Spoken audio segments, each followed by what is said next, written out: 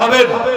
দাজ্জাল দুনিয়াতে আসার পর অসংখ্য অগণিত মানুষ শুধু রুটির লোভে, ভাতের লোভে দাজ্জালের উপর ঈমান আনবে, আল্লাহকে ছেড়ে দিবে, লা ইলাহা ইল্লাল্লাহকে ছেড়ে দিবে। একটাবার নিজের বিবেককে জিজ্ঞেস করেন, মুসলিম কমিউনিটির মধ্যে, মুসলিম কান্ট্রিগুলোর মধ্যে কত কোটিপতি আছে, কত মিলিয়নপতি শিল্প। আলহামদুলিল্লাহ নাহমাদুহু ওয়া নাস্তাঈনুহু ওয়া নাস্তাগফিরুহু ونؤمن به ونتوكل عليه ونعوذ بالله من شرور أنفسنا ومن سيئات أعمالنا من يهده الله فلا مضل له ومن يضلله فلا هادي له ونشهد أن لا إله إلا الله وحده لا شريك له لا وزير له ولا نظير له ولا مشير له ولا معين له ولا شبه له ولا شبيه له ولا مثيل له ولا مثال له ولا مثل له ولا أصل له ولا نسل له ولا كفؤ له ولا قبل له ولا بعد له ولا وقت له ولا زمان له ولا أول له ولا آخر له ولا بداية له ولا نهاية له ولا ضد له ولا ند له ولا حد له ونشهد أن سيدنا وسندنا وحبيبنا وحبيب ربنا وطبيبنا وطبيب قلوبنا ومولانا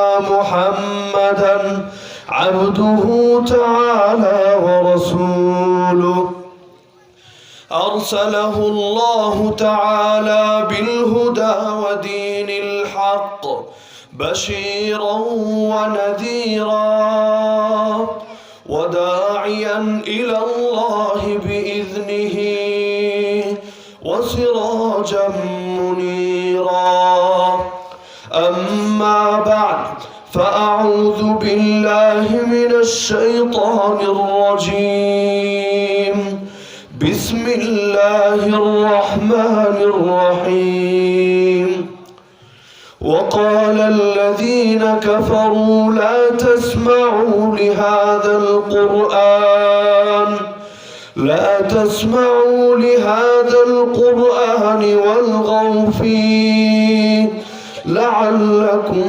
تغلبون وقال النبي صلى الله تعالى عليه وسلم لن يبرح هذا الدين قائما يقاتل عليه عصابة من المسلمين آمنت بالله صدق الله العلي العظيم وبلغنا رسوله النبي الكريم লিফলেট কোথায়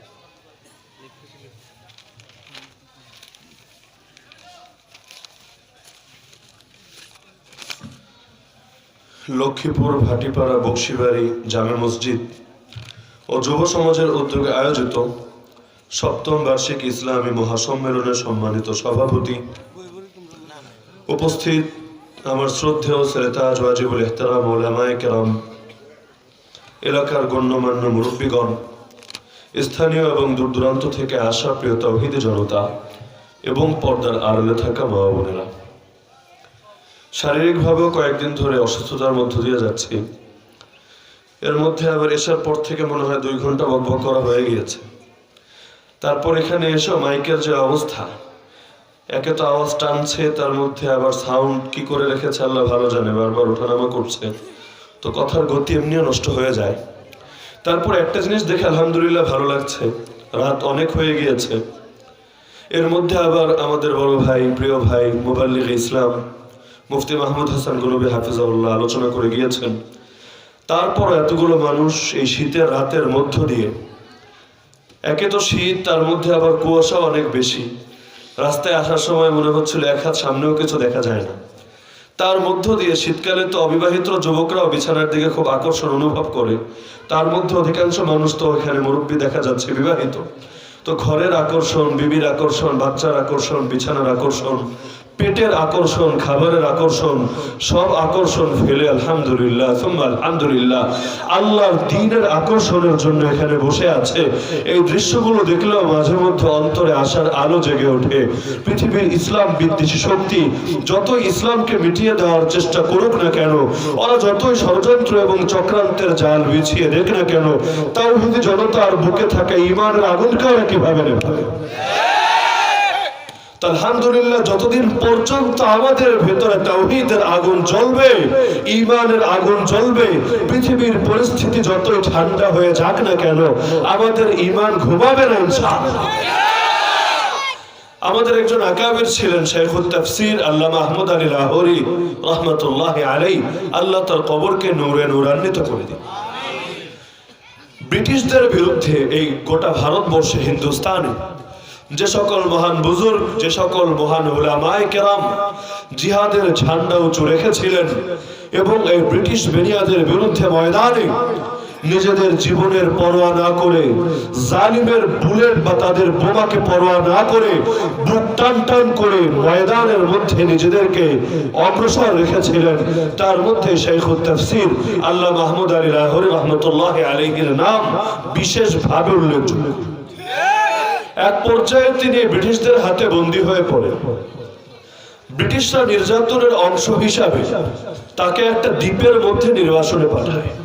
সেই সময় তারা অনেককে এভাবে নির্বাসন দিয়ে শাস্তি দিত, যেমন শাইখুল হিন্দ মাহমুদ হাসান দেওবন্দি রাহমাতুল্লাহ আলাইহি এবং তার শাগির্দ শাইখুল আরবি ওয়াল আজম আওলাদ রাসূল হুসাইন আহমদ মাদানী রাহমাতুল্লাহ আলাইহি, তাদেরকেও দীর্ঘ সময় পর্যন্ত এভাবে দ্বীপের মধ্যে নির্বাসনে রেখে ওরা শাস্তি দিয়েছে। তা আহমদ আলী লাহোরী রাহমাতুল্লাহ আলাইহিকে যখন সেই দ্বীপের মধ্যে নির্বাসন দেয়, তখন তার শাস্তির একটা অংশ ছিল তাকে বরফের মধ্যে ফেলে রেখে উপরে বরফ চাপা দিয়ে শাস্তি দেওয়া হতো। জালিমরা বিভিন্ন জনকে বিভিন্ন ভাবে শাস্তি দেয়।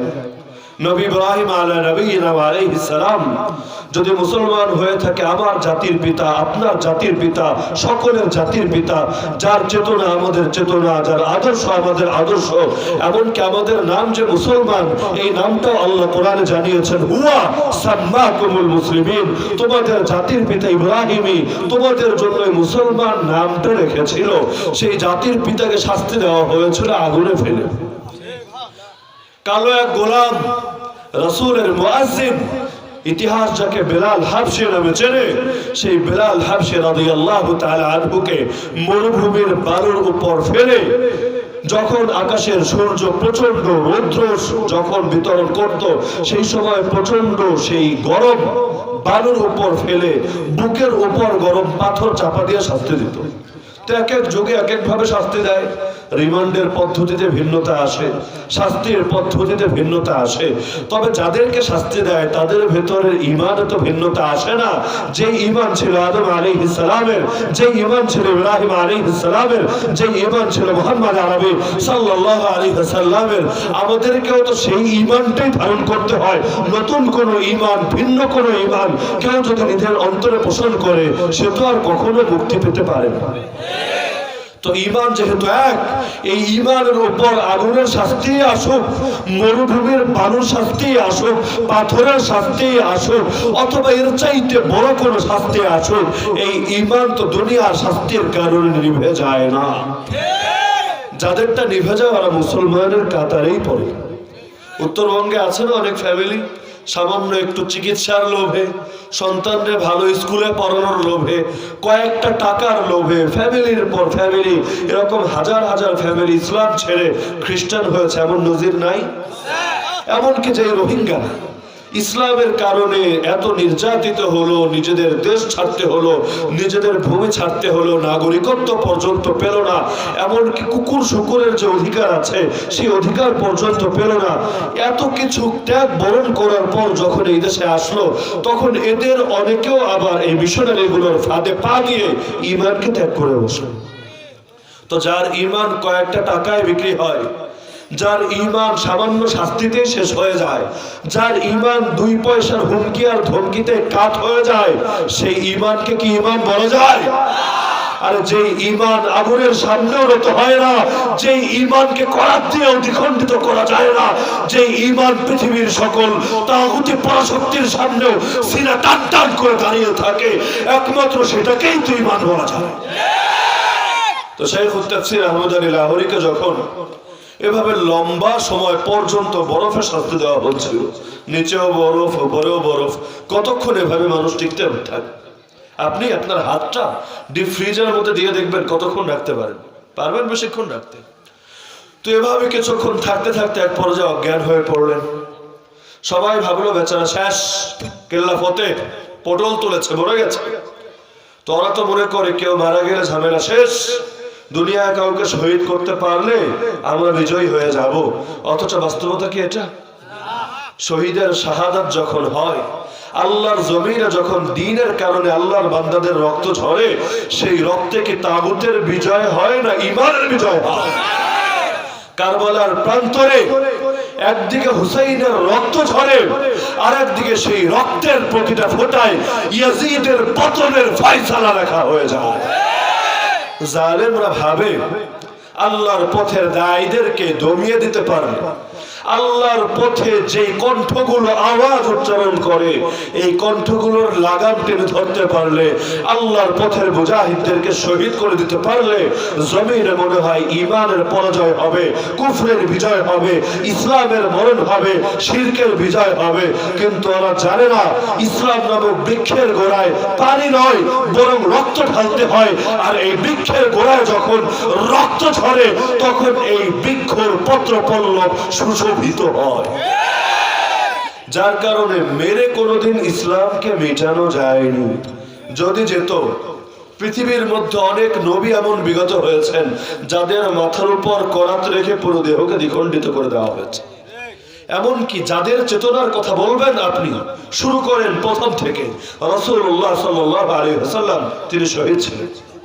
খায়বারের যুদ্ধের সময় এক ইহুদি তাকে বিষ খাইয়েছিল খাবারের মধ্য দিয়ে, এবং মৃত্যুর সময়, ওফাতের সময় বিষের প্রভাব তার মধ্যে জাহির হয়েছিল, যার প্রভাবে একটা রগ পর্যন্ত ছিঁড়ে গিয়েছিল, যার কারণে সকল মুহাদ্দিসরা এই ব্যাপারে একমত যে আল্লাহ রাসূল শহীদের মর্যাদা পেয়ে গেছেন ইনশাআল্লাহ। একইভাবে ওমর রাদিয়াল্লাহু আনহু শহীদ ছিলেন, ওসমান রাদিয়াল্লাহু আনহু শহীদ ছিলেন, আলী রাদিয়াল্লাহু আনহু শহীদ ছিলেন, হাসান রাদিয়াল্লাহু আনহু শহীদ ছিলেন, হুসাইন রাদিয়াল্লাহু আনহু শহীদ ছিলেন, আল্লাহ রাসূলের পালক পুত্র যায়েদ বিন সাবিত রাদিয়াল্লাহু আনহু শহীদ ছিলেন, হাজার হাজার সাহাবী শহীদ ছিলেন। যার কারণে শাহাদাত কি আমাদের জন্য গর্বের নাকি লজ্জা? যদি লজ্জার হয়, আল্লাহর নবী আল্লাহর কাছে জীবনে তো এই দোয়া করলেন না, আল্লাহ নামাজে মরণ দিয়েন, আয় আল্লাহ হজের মধ্যে মরণ দিয়েন, আয় আল্লাহ রোজা অবস্থায় মরণ দিয়েন, কিন্তু একটা দোয়া বারবার করতেন, আয় আল্লাহ আমাকে আপনার পথে শহীদে মরণ দিয়েন, তবে একবার না বারবার দিয়েন, আয় আল্লাহ আমি তো এটা ভালোবাসি, আপনার পথে একবার শহীদ হব, আবার জীবন প্রাপ্ত হব, আবার শহীদ হব, আবার জীবন প্রাপ্ত হব, আবার শহীদ হব, আবার জীবন প্রাপ্ত হব। এমনকি যারা শহীদ হয়ে যায়, জান্নাতের সবুজ পাখির ভেতর আল্লাহ তাআলা তাদের রূহগুলো ঢুকিয়ে দেন, তারা জান্নাতের নাজ নিয়ামত ভোগ করতে থাকে। প্রতিদিন সন্ধ্যাবেলায় আল্লাহর কাছে যখন এসে আবার মিলিত হয়, আল্লাহ জিজ্ঞেস করেন, ওরে শহীদান, আমার কাছে তোমরা চাও, আমি চাইলে খুশি, না চাইলে বেজার। দুনিয়ার মানুষ চাইলে বেজার, না চাইলে খুশি। আমার আল্লাহ চাইলে খুশি, না চাইলে বেজার। ও শহীদান, আমার কাছে চাও। তারা বলবে, আল্লাহ কি চাওয়ার মতো আছে? যা চাওয়া দরকার সব তো এমনি দিয়ে রেখেছো, কি চাইবো আল্লাহ? জান্নাতে কি কোনো কিছুর অপূর্ণতা থাকবে? কোন স্বপ্ন কি অধরা থাকবে? দুনিয়ায় তো মানুষ ডিপ্রেশনে ভোগে। আজকাল অনেক যুবক নাকি ডিপ্রেশনে আত্মহত্যা করে, আছে না এমন? জান্নাতে কোনো ডিপ্রেশন থাকবে? ডিপ্রেশন থাকে গুনাহগারদের, যারা আল্লাহর পথে জিহাদ নিজেদেরকে উৎসর্গ করে একবার গিয়ে দেখে আসেন, তাদের কোনো ডিপ্রেশন নাই। কিসের ডিপ্রেশন আর ডিপ্রেশন? তারা তো শাহাদতের জন্য প্রতিনিয়ত প্রহর গুনতে থাকে, আল্লাহর কাছে একটা দোয়াই করতে থাকে, আল্লাহ মরার সময় শাহাদতের মরণটা অন্তত দিয়ে। তাই শহীদদেরকে যখন আল্লাহ বারবার বলবে কি চাও কি চাও কি চাও, চাইতে হবে, তখন শহীদরা বলবে আল্লাহ একটা জিনিস তাইলে চাই, একটা বার দুনিয়াতে ফিরিয়ে দাও।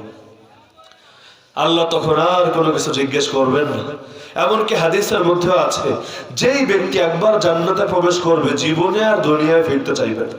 যত বড় ওলি হোক, যত বড় বুজুর্গ হোক, যত বড় আলেম হোক, একবার জান্নাতে গেছে বলবে কেল্লা ফতে, আবার ঠেললেও কি যাবো নাকি দুনিয়ায়? কত কষ্ট মষ্ট করে জান্নাতটা পেয়েছি, মন চাইতো না, তারপর শেষ রাত্রে উঠে তারপর নিজেকে নামাজের জন্য প্রস্তুত করেছি, মসজিদে এসেছি, হার কোট করে শীত ছিল, তারপর আল্লাহর কোন বিধানকে ছাড়িনি, এত কষ্ট করার পর আসলাম, এখন আবার দুনিয়া যাবো কিল্লাই। কিন্তু শহীদরা বলবে আল্লাহ একবার না 10 বার অন্তত ফেরত পাঠাও। তো দুনিয়ার সবাই একদিকে ছোটে আর আল্লাহর পথে এই বান্দারা আর একদিকে ছোটে।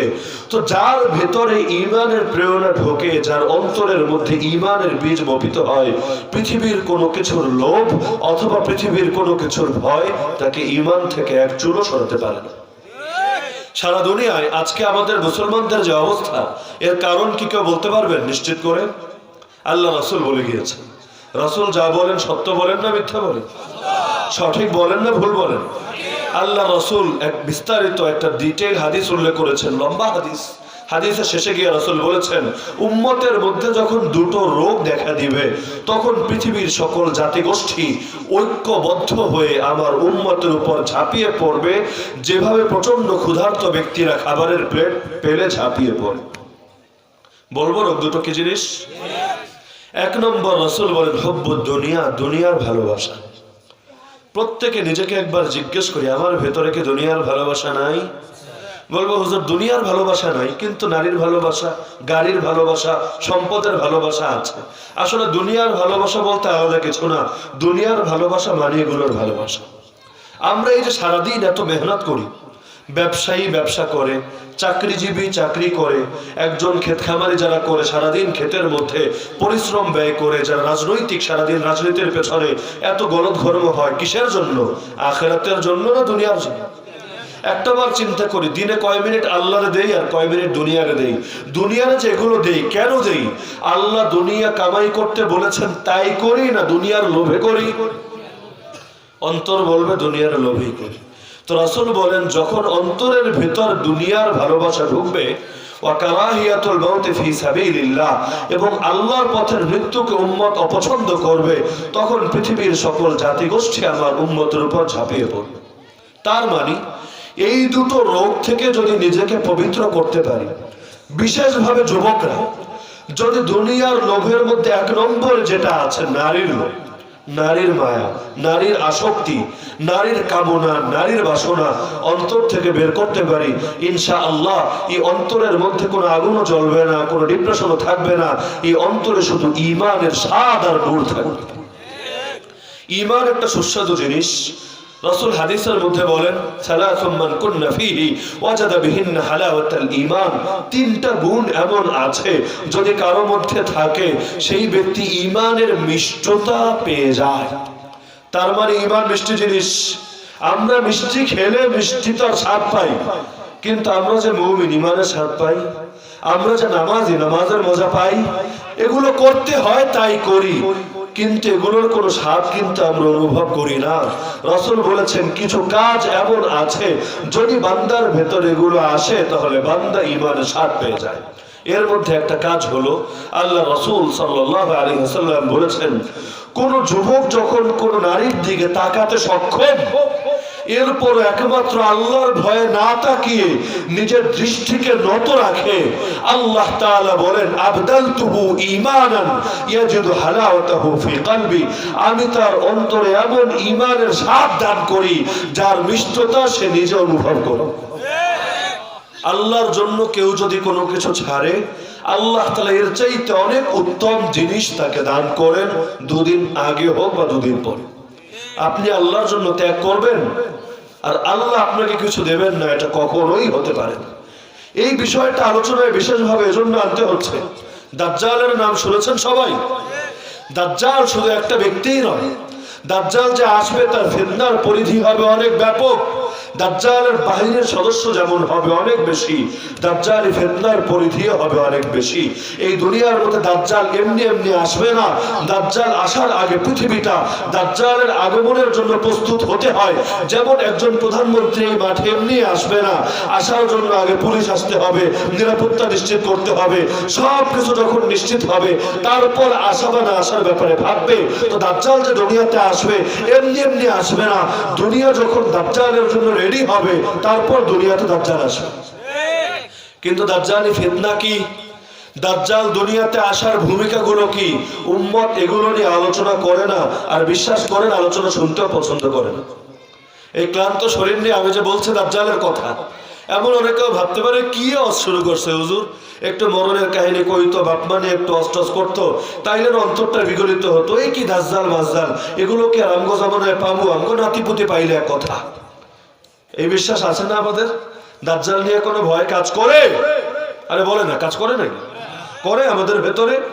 অথচ সাহাবায়ে কেরাম পর্যন্ত যখন বড় কোনো আওয়াজ শুনতেন, অনেক সময় এমন হতো বাগানে গিয়ে লুকিয়ে পড়তেন এই আশঙ্কায় না জানি দাজ্জাল প্রকাশ হয়ে গেছে। আল্লাহর নবী তাদেরকে শান্ত করতেন, দেখো সাহাবীরা, ইয়াখরুজ ওয়া আনা ফীকুম ফাআনা হাজিজুহু দুনাকুম। সহিহ হাদিস, আমার জীবদ্দশায় যদি দাজ্জাল প্রকাশিত হয় তোমাদের কোনো ভয় নাই, আমি একা তোমাদের পক্ষ হয়ে মোকাবেলা করব। আর আমি দুনিয়া থেকে যাওয়ার পর যদি দাজ্জাল আসে তাহলে ফামরুন হাজিজু নাফসি আল্লাহু খলিফাতি আলা কুল্লি মুসলিম। প্রত্যেককে নিজের ঈমান নিজেরই বাঁচাতে হবে দাজ্জালের হাত থেকে। হ্যাঁ, আল্লাহ তাআলা আমার পক্ষ থেকে সবার খলিফা থাকবে। তাহলে আল্লাহ সাহায্য করবেন, ঠিক আছে, কিন্তু দাজ্জালি ফিতনা থেকে বাঁচাতে হবে কে? নিজেরা নিজে। এমনকি দাজ্জাল আসার সময় ঘনিয়ে এসেছে নাকি দূরে আছে, এটা বোঝার একটা ইন্ডিকেটর রাসূল দিয়ে গিয়েছেন। যখন তোমরা দেখবা সমাজের মধ্যে দাজ্জাল নিয়ে কোনো আলোচনা হবে না, অথচ আল্লাহ রাসূল শুধু না, পৃথিবীর সকল নবী দাজ্জাল নিয়ে উম্মতকে সতর্ক করে গিয়েছে। অথচ সবাই জানতেন দাজ্জাল আসবে কিয়ামতের আগে, আর যতদিন শেষ নবী না আসে কিয়ামত হবে না। এটা আদমও জানতেন, মুসাও জানতেন, নূহও জানতেন, ঈসাও জানতেন, ইলিয়াসও জানতেন, ইউসাও জানতেন, ঈসাও জানতেন, সবাই জানতেন আলাইহিমুস সালাতু ওয়াস সালাম। তারপর নিজ নিজ উম্মতকে দাজ্জাল নিয়ে সতর্ক করে গেছেন। কিন্তু আমি আপনাকে জিজ্ঞেস করি, কয়দিন দাজ্জাল নিয়ে আলোচনা শুনেছেন? কয়টা বই পড়েছেন? কয়দিন দাজ্জাল নিয়ে ভেবেছেন? দাজ্জালের কয়টা ফিতনার ব্যাপারে খবর রাখেন? রাসূল বলেন, যখন দেখবা ব্যাপকভাবে দাজ্জাল নিয়ে কোনো আলোচনা নাই, এমনকি হাদিসের শব্দ হাত্তা ইয়াতরুকাল আইম্মাতু আলাল মানাবির যিকরাহু, এমনকি ইমামরা, খতিবরা, বক্তারা, ওয়াইজরা মিম্বারের মধ্যে, মঞ্চের মধ্যে, মিম্বারের মধ্যে, স্টেজের মধ্যে দাজ্জাল নিয়ে আলোচনা ছেড়ে দিয়েছে। ফান্তাজিরুদ দাজ্জালা মিন ইয়াউমিহি আও মিন গাদিহি, তখন অপেক্ষায় থাকো, ঠিক সেই দিন বা তার পরের দিনে দাজ্জাল চলে আসবে। তার মানে সময়টা খুব নিকটে চলে আসবে। দাজ্জাল যখন আসবে সমাজে আলোচনা থাকবে না, যার কারণে সামনে যখন আসবে সবাই বলবে এটা তো আমগো নেতা, এটা দাজ্জাল হয় কেমনে? চিনবই না। যেই জিনিস মানুষ চেনে না সেই জিনিসের ব্যাপারে সতর্ক হতে পারে? আরে পারে নাকি? সমাজে কত সতর্কতা। মাস্ক পরে মসজিদে আসতে হবে, বাজারের মধ্যে যত ঠেলাঠেলি করেন মসজিদে এসে 6 ফিট দূরত্বে দাঁড়াতে হবে, পৃথিবীর কোথাও করোনা থাকলেও মসজিদের মধ্যে থাকবে। এই যে সচেতনতাগুলো আমাদের মধ্যে থাকে, কেন থাকে? কারণ আমরা মরণের ভয় পাই এবং মরণ নিশ্চিত করতে পারে বা মরণের ঝুঁকি তৈরি করতে পারে এমন ভাইরাসকে ভয় পাই। কিন্তু যেই ফিতনা এসে ঈমানকে হরণ করে নিয়ে যেতে পারে সেই ফিতনারে ভয় পাই না। আল্লাহ রাসূল যে এত হাদিসের মধ্যে দাজ্জাল নিয়ে আলোচনা করেছেন, এগুলো বইয়ের পাতায় ফেলে রাখার জন্য? সারা জীবন এগুলো একবারও ছুঁয়ে দেখবো না এজন্য? নাকি আমরা সতর্ক হবো এজন্য? আরে বলে না, কষ্ট হচ্ছে নাকি? বয়ানে আলোচ্য বিষয় পাল্টে দেব, মজার মজার রস করবো, মিষ্টি মিষ্টি কথা বলবো। তো এই দাজ্জাল এত বিশাল এক ফিতনা, যে ফিতনা দুনিয়াতে যখন আসবে, আরে মুরব্বীরা আর যুবকরা, পৃথিবীর খুব কম মানুষই তার জাল থেকে বাঁচতে পারবে। একটাবার চিন্তা করেন, এই এক মাহফিলে প্রায় 1000 খানেক লোক আমরা এখানে আছি। কিন্তু আল্লাহর খলিফা মাহদী যখন দুনিয়াতে আসবেন, দাজ্জালের আবির্ভাবের অল্প কয়েক বছর আগে আল্লাহর খলিফা মাহদীর হাতে প্রথম অবস্থায় মাত্র 313 জন মানুষ বায়াত দিবে। কয়জন? অথচ আমাদের মাহফিলে লোক 313 নাকি বেশি? এই কিশোরগঞ্জের মধ্যে মুসলমান 313 নাকি বেশি? আর দুনিয়ার মধ্যে যত মসজিদ আছে প্রত্যেক মসজিদের ইমামদেরও যদি গুনি, ইমামের সংখ্যা 313 নাকি বেশি? যত মাদ্রাসা আছে প্রত্যেক মাদ্রাসার একজন শিক্ষক করেও যদি গুনি, সংখ্যা 313 নাকি বেশি? তাহলে মাহদী যখন আসবে বাকি লোকরা যাবে কই? মাত্র 313 কেন? বাকি সবাই কি ঘুমাবে? আরে হজের সময় থেকে বায়াত দিবে, হজ করতে যায় কি 313 জন? আরে বলে না 313 জন, 3013 জন, 30,013 জন, তো বাকিরা যাবে কোথায়? উত্তর পাবেন এখানে। অধিকাংশ মানুষ তো ফিতনায় পা দিয়ে দেবে। মাহদী যখন আসবে মাহদীরে দেখে বলবো, রে মাহদী তুই খারেজি, তুই আমাদের দুশমন, তুই ফান্ডামেন্টালিস্ট, তুই দূর হয়ে যা। দাজ্জালটা যখন আসবে বলবে দাজ্জাল আমাদের মুক্তির দূত, দাজ্জাল আমাদের আকাবির, দাজ্জাল আমাদের নেতা। অন্যথায় কি ব্যাখ্যা করবেন? অধিকাংশ মানুষ কেন তার ফাঁদে পা দেবে? বিশেষভাবে নারীরা। আমার কথা না, হাদিসের কথা। আল্লাহ রাসূল জানিয়েছেন যে নারীরা এত বেশি দাজ্জালের বাহিনীতে যোগ দেবে, পুরুষ ঘরে এসে তার মাকে, তার বোনকে, তার খালাকে, তার ফুফুকে, তার স্ত্রীকে, তার মেয়েকে পর্যন্ত দড়ি দিয়ে বেঁধে রাখবে। এই আশঙ্কায় না জানি তারা ঘর থেকে বের হয়ে দাজ্জালের বাহিনীতে যোগ দেয়। কি নারীবাদ যারা লালন করে, আছে না অনেকে নারীবাদী ফ্যামিলিস্ট, এখন কি বলবে যে নারীদের বিরুদ্ধে উস্কানিমূলক বক্তব্য, নারীদের বিরুদ্ধে চরমপন্থামূলক বক্তব্য। আর এই কথা কি আমার কথা না, রাসূলের কথা? তাহলে এই যে এক জামানা, যে জামানায় অধিকাংশ মানুষ নিজেদের ঈমান হারিয়ে ফেলবে, কেউ রুটির লোভে, কেউ টাকার লোভে, কেউ দাজ্জালকে ভয় পেয়ে, কেউ দাজ্জালকে চিনতে না পেরে, কেউ দাজ্জালের ফিতনায় পড়ে, কেউ দাজ্জালকে ভালো ভেবে, কেউ দাজ্জালকে ওলি ভেবে, সেই জামানার ব্যাপারে যদি ইলম অর্জন না করি, যদি সতর্ক না থাকি, ঈমান বাঁচাতে পারবো? একটাবার ভাবেন, দাজ্জাল দুনিয়াতে আসার পর অসংখ্য অগণিত মানুষ শুধু রুটির লোভে, ভাতের লোভে দাজ্জালের উপর ঈমান আনবে, আল্লাহকে ছেড়ে দিবে, লা ইলাহা ইল্লাল্লাহকে ছেড়ে দিবে।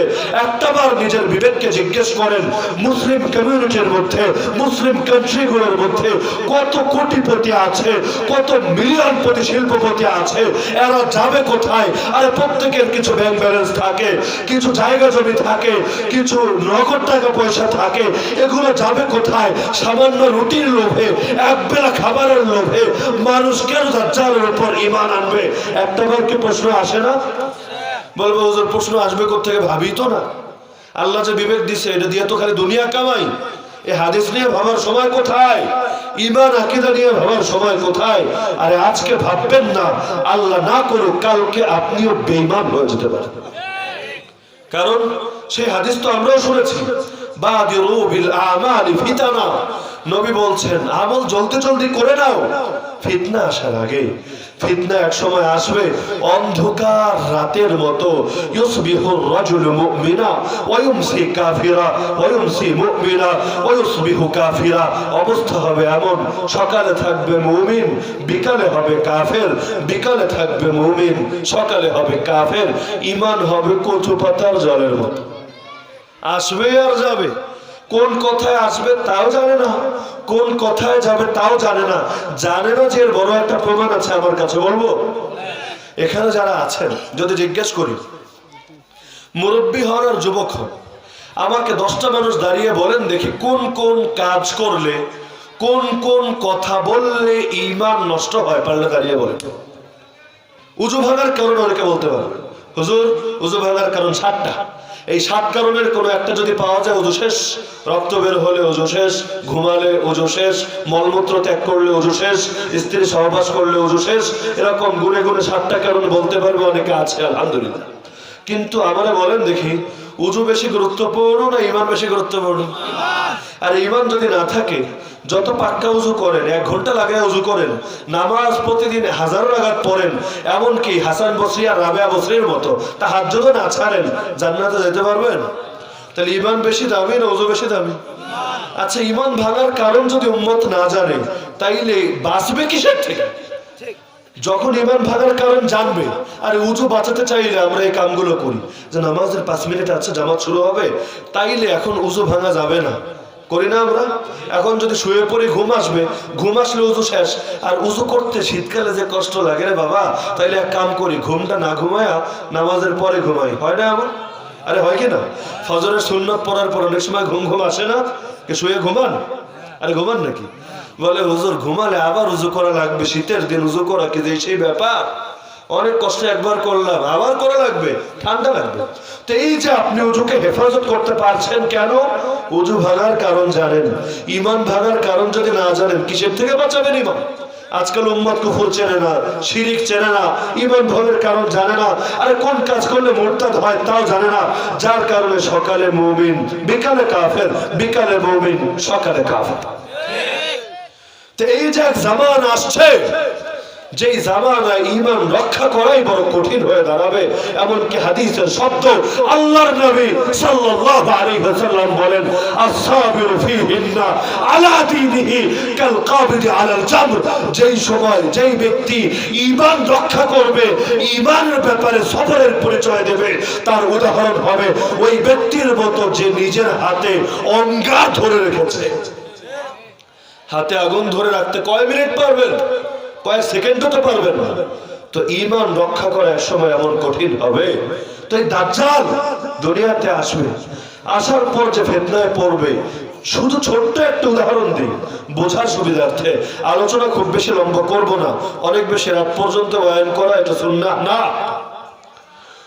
তো একটা উদাহরণ দিয়ে শুধু বোঝাই দাজ্জাল আসলে কেন অধিকাংশ মানুষ তার ফাঁদে পা দেবে।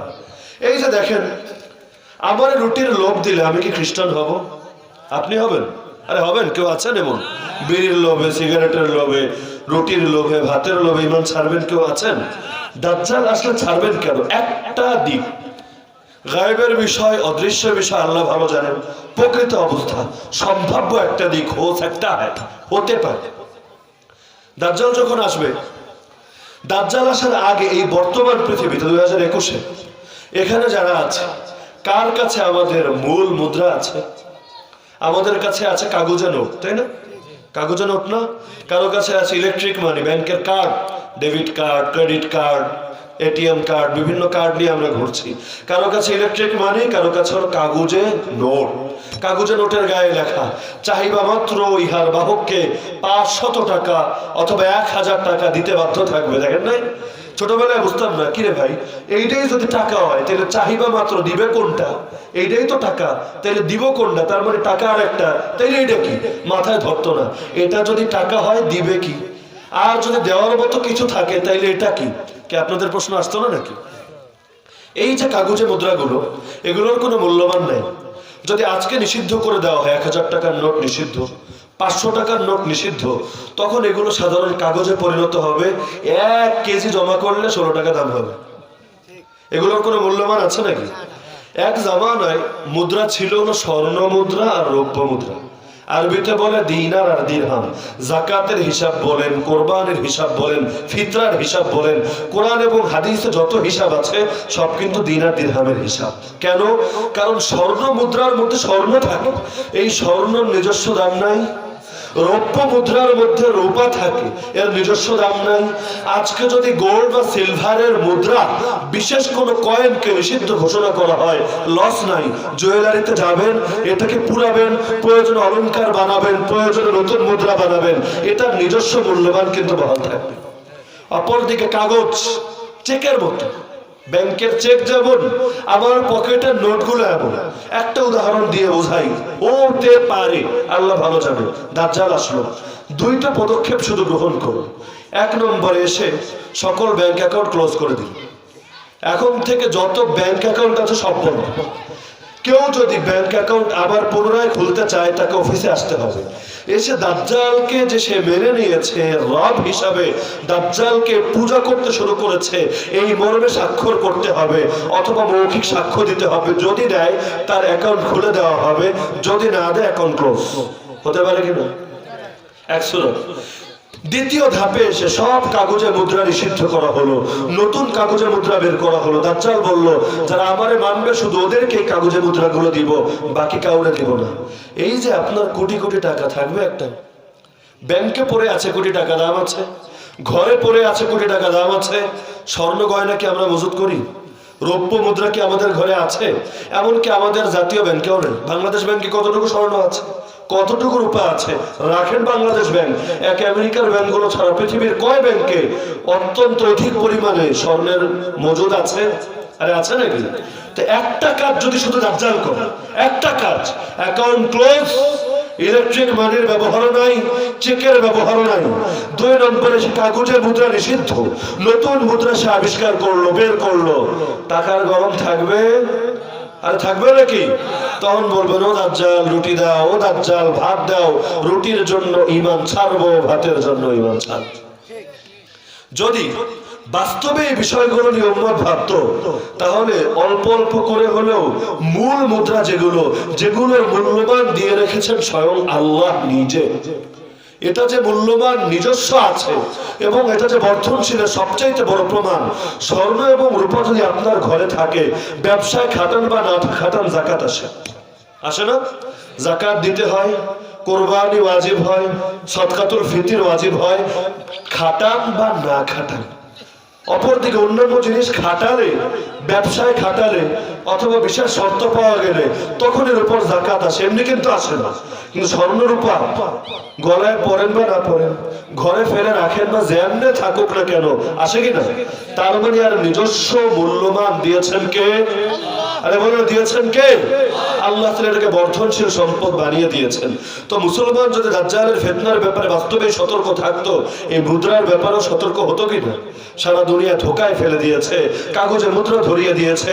কাগজে মুদ্রার পেছনেও স্বর্ণ থাকে না, কাগজে মুদ্রার পেছনেও সেই আমেরিকান ডলার থাকলেই চলে। তো আমেরিকার পূজা যারা করা শুরু করবে, আমেরিকার পতন হলে ওদের তো এমনি পতন হয়ে যাবে। এছাড়াও এই যে অধিকাংশ নারী দাজ্জালের বাহিনীতে যোগ দিবে, নারী দিয়ে দাজ্জাল কি করবে? নারী দিয়ে যুদ্ধ করাবে? দাজ্জালের তো দরকার নাই, দাজ্জালের তো এমনি এত পাওয়ার থাকবে, আল্লাহর খলিফা মাহদী পর্যন্ত দাজ্জালের কিচ্ছু করতে পারবে না। এমনি এত পাওয়ার, যেখানে যাবে সেখানেই বিজয়। এমনকি লম্বা বৃহৎ একটা অঞ্চল যুদ্ধ করতে হবে না, শুধু তার কিনারে গিয়ে আল্লাহু আকবারের তাকবীর দিবে, সঙ্গে সঙ্গে সব কাফের মুশরিকরা ভয়ে কাঁপতে থাকবে, হাত থেকে তরবারগুলো পড়ে যাবে, যে যেদিকে পারে পালিয়ে যাবে। বাকি যেগুলো থাকবে এসে আল্লাহর খলিফা মাহদীর সামনে সারেন্ডার করবে। সহিহ হাদিসে তো এটা আমাদেরকে জানিয়েছে যে মাহদীর এত পাওয়ার, সেই মাহদীও কিন্তু দাজ্জালরে মারতে পারবে। আরে পারবে নাকি? তো দাজ্জালের তো যুদ্ধ করানোর জন্য নারীর দরকার নাই, তাইলে নারীর কাম কি?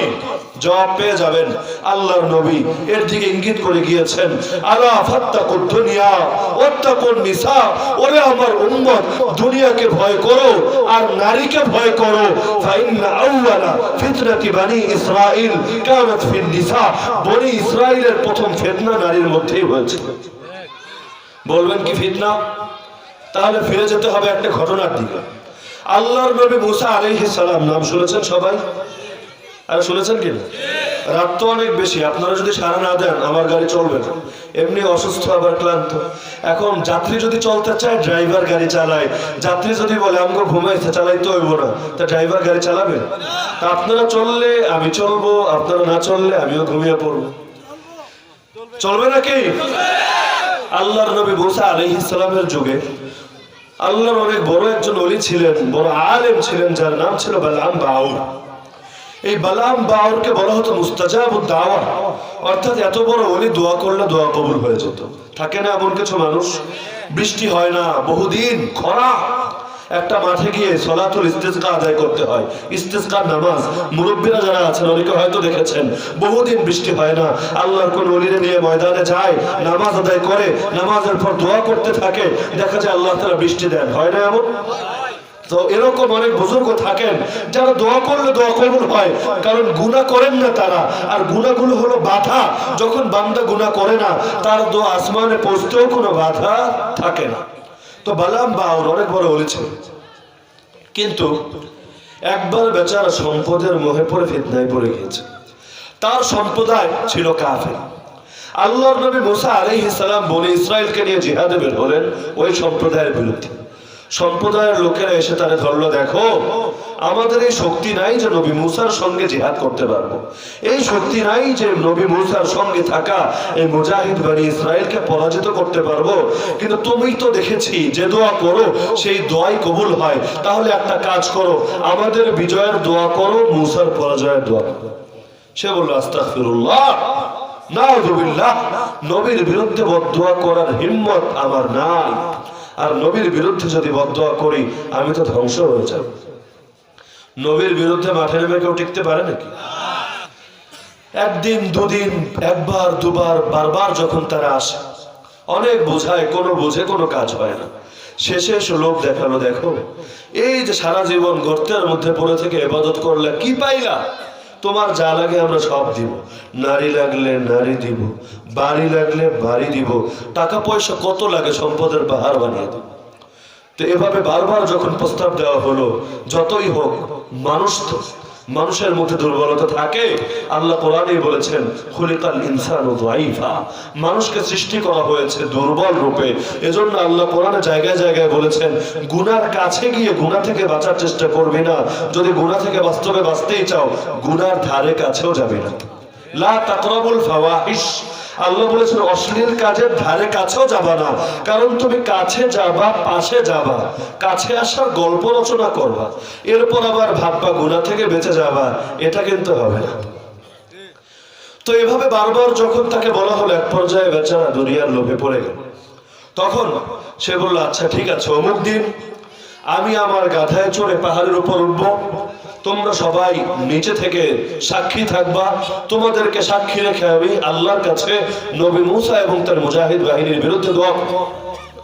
তার মনের মধ্যে এটা আছে, আল্লাহর নবী হক, আমি বাতিল, কিন্তু সম্পদের মোহে পড়ে আজকে তার এই পরিণতি। অনেক সময় এমন হয় না, একজন মানুষ কওমি মাদ্রাসায় পড়েছে, হাফেজ হয়েছে, আলেম হয়েছে, কিন্তু বেদাতীদের খপ্পরে পড়ে এখন তার উস্তাদের বিরুদ্ধেই বড় বড় গলায় লেকচার দেয়, এমন লোক নাই? আপনাদের এই সাইডগুলোতে মনে হয় একটু বেশি পাওয়া যায়, কিশোরগঞ্জ, ব্রাহ্মণবাড়িয়া নাই এমন লোক? কওমের সন্তান, কিন্তু এখন বেদাতীদের দলে যোগ দিয়ে এখন সারা জীবনের মিশনই হলো একটা বাক্যই খালি বোঝো, ওয়াহাবি আর সুন্নি, এর বাইরে আর কিছু বোঝে না। কয়দিন আগে দেখলাম একটা গান বানিয়ে ফেলেছে এরা, ওয়াহাবির মেয়ে বিয়ে নিয়ে বানায় না, ওয়াহাবির মেয়ে বিয়ে করে নাকি আর কপাল শেষ। তার মানে কওমিরা হলো ওয়াহাবি, কওমিরা হলো খারেজি, এরা হলো সুন্নি, মুখে বলে সুন্নি, আসলে হলো সিন্নি। কি বিশ্বাস হয় না যে সিন্নি? এজন্য সিন্নি না আসলে এসকে রাসূলও জাগে না, যদি জিলাপি না আসে নবীর মহব্বত পাওয়া যায় না, তবরক না আসলে নবীর মহব্বতের চেতনা জাগ্রত হয় না। এমনকি আল্লাহর নবীর গালি দিলেও এগুলোকে টর্চ লাইট দিয়ে খুঁজে পাওয়া যায় না। তা আসলে যতই নিজেদেরকে আশিক রাসূল বলুক না কেন, এদের আচরণ দেখে বোঝা যায় এরা আশিকে জিলাপি ছাড়া আর কিছু না। এ কারণে এরা নিজেদেরকে বলে সুন্নি, আমি বলি আসলে এরা সিন্নি। কষ্ট লাগে নাকি? আল্লাহর নবীর যদি ভালোবাসি বাস্তবেই, তা আল্লাহর নবীর মোহাব্বত কি শুধু জিলাপি দিলে আসবে না, জিলাপি ছাড়াও আসবে? আরে বলে না, আজকাল তো অনেকে এসে বলে, হুজুর গরিব মানুষ, আমার আব্বা মারা গেছে, একটা দোয়া করার দরকার ছিল, কিন্তু কেমনে কি করি? আমি কই ভাই, গরিব আর ধনীর সাথে দোয়ার কি সম্পর্ক? কই হুজুর জিলাপি না দিলে তো মানুষের দোয়া করে না। তো যেই দোয়া করে জিলাপির লোভে, এই দোয়া কি আসমানে পৌঁছবে মনে হয়? তো বলছিলাম বালাম বাউরের কথা, টাকা পেয়ে শেষ। এখন একদিন সে প্রস্তুতি নিয়ে নিজের ঘোড়ায় চড়ে পাহাড়ে উঠছে, আল্লাহর নবীর বিরুদ্ধে বদদোয়া করবে। যখন পাহাড়ের মাঝ বরাবর গেল, এখন উপরে গিয়ে পৌঁছতে পারেনি, তার ঘোড়ার এক কদমও সামনে যায় না। ঘোড়ারে বকে, ঘোড়ারে মারে, ঘোড়ারে আঘাত করে, কিন্তু ঘোড়ার এক কদমও সামনে যায় না, কারণ ঘোড়াও তো বুঝতে পারে পরিণতি কি ঘটতে যাচ্ছে। দুনিয়ার মতো যত প্রাণী আছে সবাই কিন্তু মুসলমান। কুকুর বলে না, শুকর বলেন, একটা প্রাণীরাও কিন্তু আল্লাহ জাহান্নামে ফেলবেন না। অপরদিকে অনেক কপাল পরা মানুষ এমন আছে, আল্লাহ তাআলা যাদেরকে জাহান্নামে নিক্ষেপ করবেন, যারা চিরকালের জন্য জাহান্নামের ইন্ধন হবে। শুকর আর কুকুর আপনার কাছেও ঘৃণিত, কিন্তু শুকর আর কুকুর জাহান্নামী না। অপরদিকে যেই লোকটা জাহান্নামী, সে কি কুকুর আর শুকরের চাইতে উত্তম নাকি অধম? তো সেই গাধা এক কদম সামনে যাচ্ছে না, শেষে বাধ্য হয়ে গাধারে রেখে একা একা গেল পাহাড়ের উপর। যাওয়ার পর সেখানে দোয়া শুরু করলো, হে আল্লাহ, বলতে চাচ্ছিল নবী মুসা আর তার বাহিনীরে পরাজিত করো, আমার সম্প্রদায়কে বিজয়ী করো। আল্লাহর কি কুদরত, মুখ দিয়ে বারবার বের হচ্ছে উল্টাটা, হে আল্লাহ নবী মুসা আর বনি ইসরাইলকে বিজয়ী করো, আমার জাতিরে পরাজিত করো। যতবার বলতে যায় উল্টাটা বের হয়ে যায়।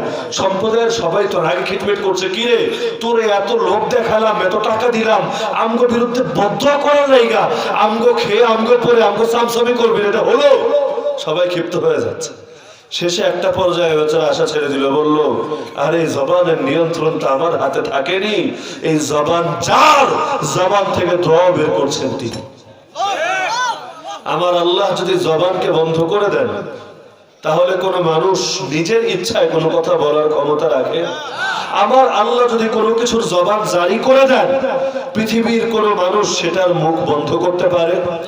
হাদিসের মধ্যে তো আছে কিয়ামতের আগে ঈসা আলাইহিস সালাম যখন আসমান থেকে দুই ফেরেশতার কাঁধে ভর করে দুনিয়াতে আসবেন, তাকে দেখে দাজ্জাল মন যেভাবে গলে যায় সেভাবে গলে যাবে। দাজ্জাল দৌড়াতে থাকবে, তিনি গিয়ে দাজ্জালকে ধরে ফেলবেন, তাকে হত্যা করবেন। এরপর দাজ্জালের বাহিনীর যতগুলো সদস্য আছে, এদের অনেকে গাছের পেছনে গিয়ে লুকাবে, অনেকে পাথরের পেছনে গিয়ে লুকাবে।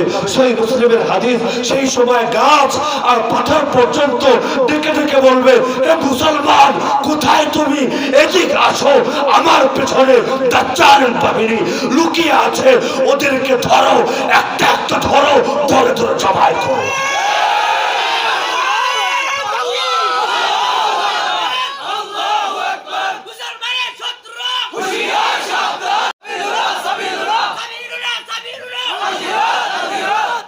আজকাল তো দাজ্জালি মিশন নিয়ে কথা বললে দাজ্জালি পূজারীরা ক্ষিপ্ত হয়ে যায়।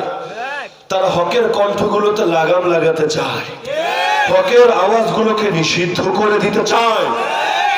কিন্তু যেদিন গাছ আর পাথরও কথা বলতে শুরু করবে, সেদিন কার মুখ রেখে কার মুখরে বন্ধ করবে? তো বলছিলাম, বেচারা দোয়া করতে চায় একটা, মুখ দিয়ে বের হচ্ছে একটা।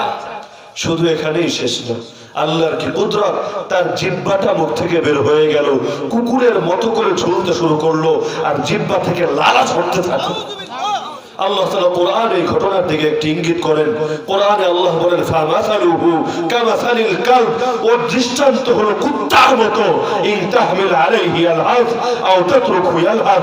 কুত্তার উপর বোঝা চাপিয়ে দিলেও জিহ্বা বের করে হাঁপায়, কিছু না দিলেও জিহ্বা বের করে হাঁপায়। ওর পরিণতি হয়ে গিয়েছিল আগুন।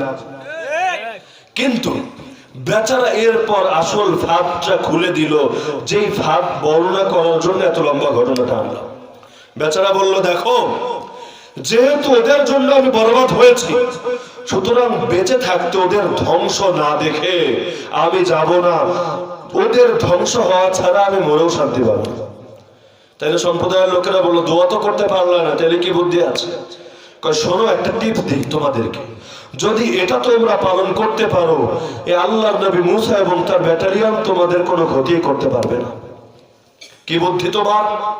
বুদ্ধি হলো তোমাদের সমাজের সুন্দর সুন্দর নারীদেরকে ভালো পোশাক পরিয়ে, ভালো গয়নাঘাটি পরিয়ে, মডেল বানিয়ে ওদেরকে ছেড়ে দিবা এই মুজাহিদদের মধ্যে।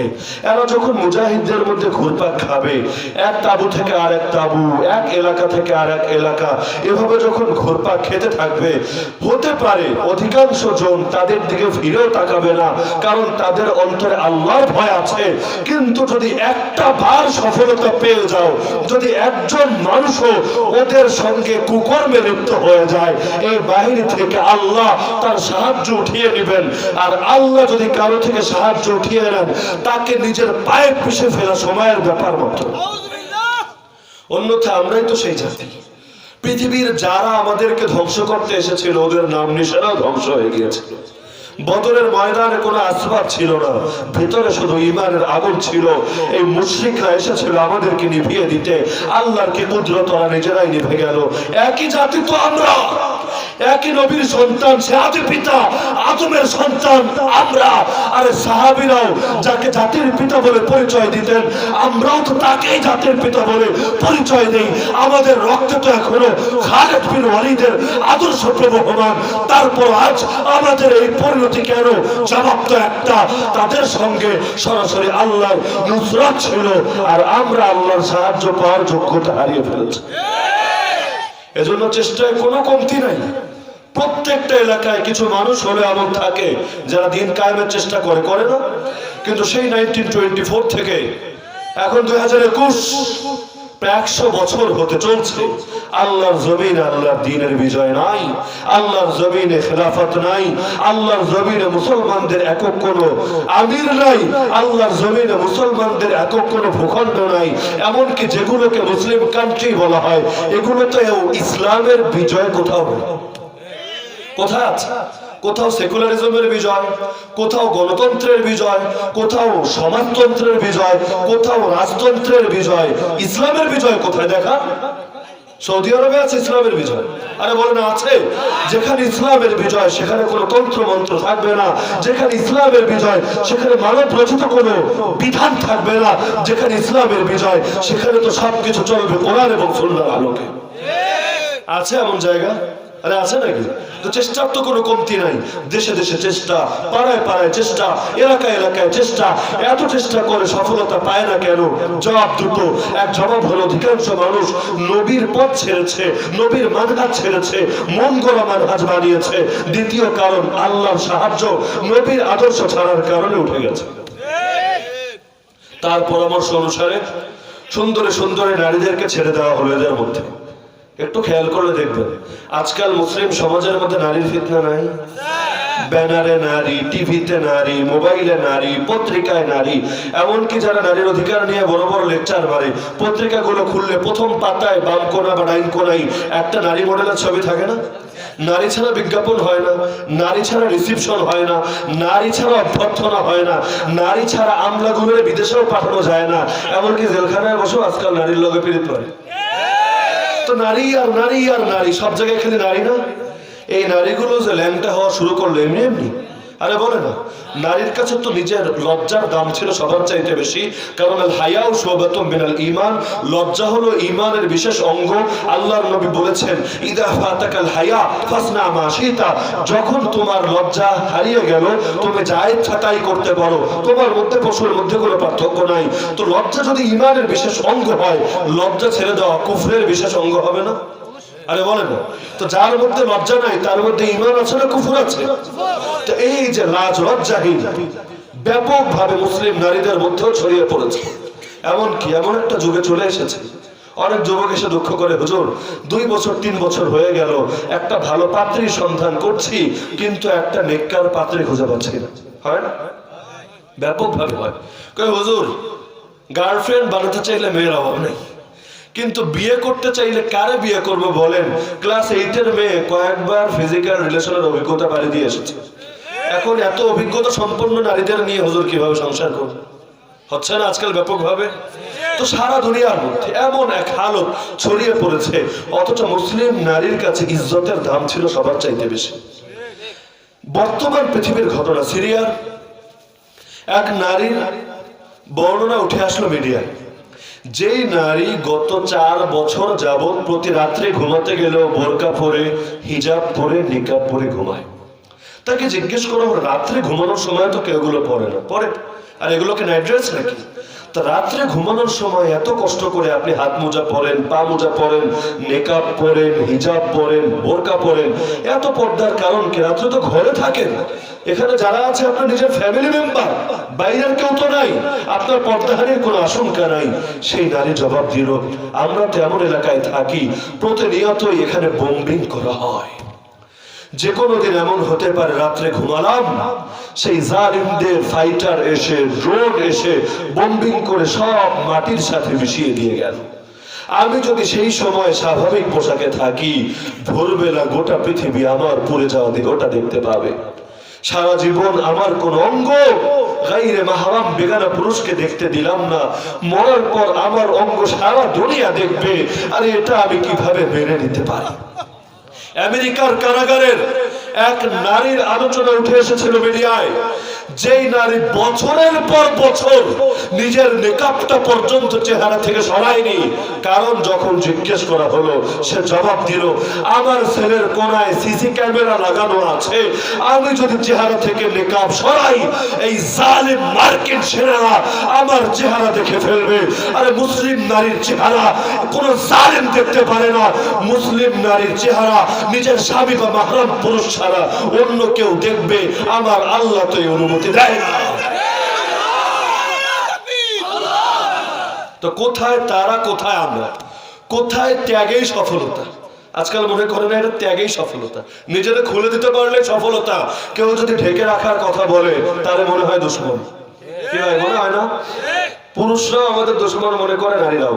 পুরুষরা কয় হুজুররা আম করে প্যাকেট বানাতে চায়, এত স্মার্ট স্মার্ট পোশাক পরি, চেহারাটা আমাদের কত কিউট, হুজুররা আমাদের খ্যাত বানাতে চায়, সেকেলে বানাতে চায়, চেহারার মধ্যে দাঁড়িয়ে রাখতে কয়, গায়ের মধ্যে সুন্নতি লেবাস ধারণ করতে চায়। অথচ আমরা তো হিরোদের মতো হতে চাই, চায় না? আরে চায় না? নামাজে দোয়া করে গায়রুল মাগদুবি আলাইহিম ওয়ালাদ-দাল্লিন, আল্লাহ ইহুদি খ্রিস্টানের পথে চালিয়েন না। কাজের সময় কিন্তু ওদেরটাই ধরে। তার কাছে আল্লাহর নবীর চেহারাকে স্মার্ট চেহারা মনে হয় না, আল্লাহর নবীর চেহারাকে কিউট চেহারা মনে হয় না। তার কাছে সকল ইহুদি খ্রিস্টান আর হিন্দু মুশরিকদের চেহারাটাকে আদর্শ এবং সুন্দর চেহারা মনে হয়। আর কোন মুখ নিয়ে কাল কিয়ামতের দিন নবীর সামনে গিয়ে দাঁড়াবেন? শুধু কিয়ামত কেন, কবরে যখন নবীকে দেখানো হবে, চিনবেন নবীরে? মনে হবে খ্যাত, সেকেলে মনে হবে থার্ড ক্লাস মানুষ, উন্নত না, যার চেহারায়, যার শরীরের মধ্যে স্মার্টনেস নাই, আধুনিকতা নাই, যার সবকিছু দেখতে সেই প্রাগৈতিহাসিক যুগের মতো লাগে। নাউযুবিল্লাহি মিন যালিক। তো বলছিলাম, তার বুদ্ধি শুনি, তার সম্প্রদায়ের লোকেরা নারীদেরকে ছেড়ে দিল।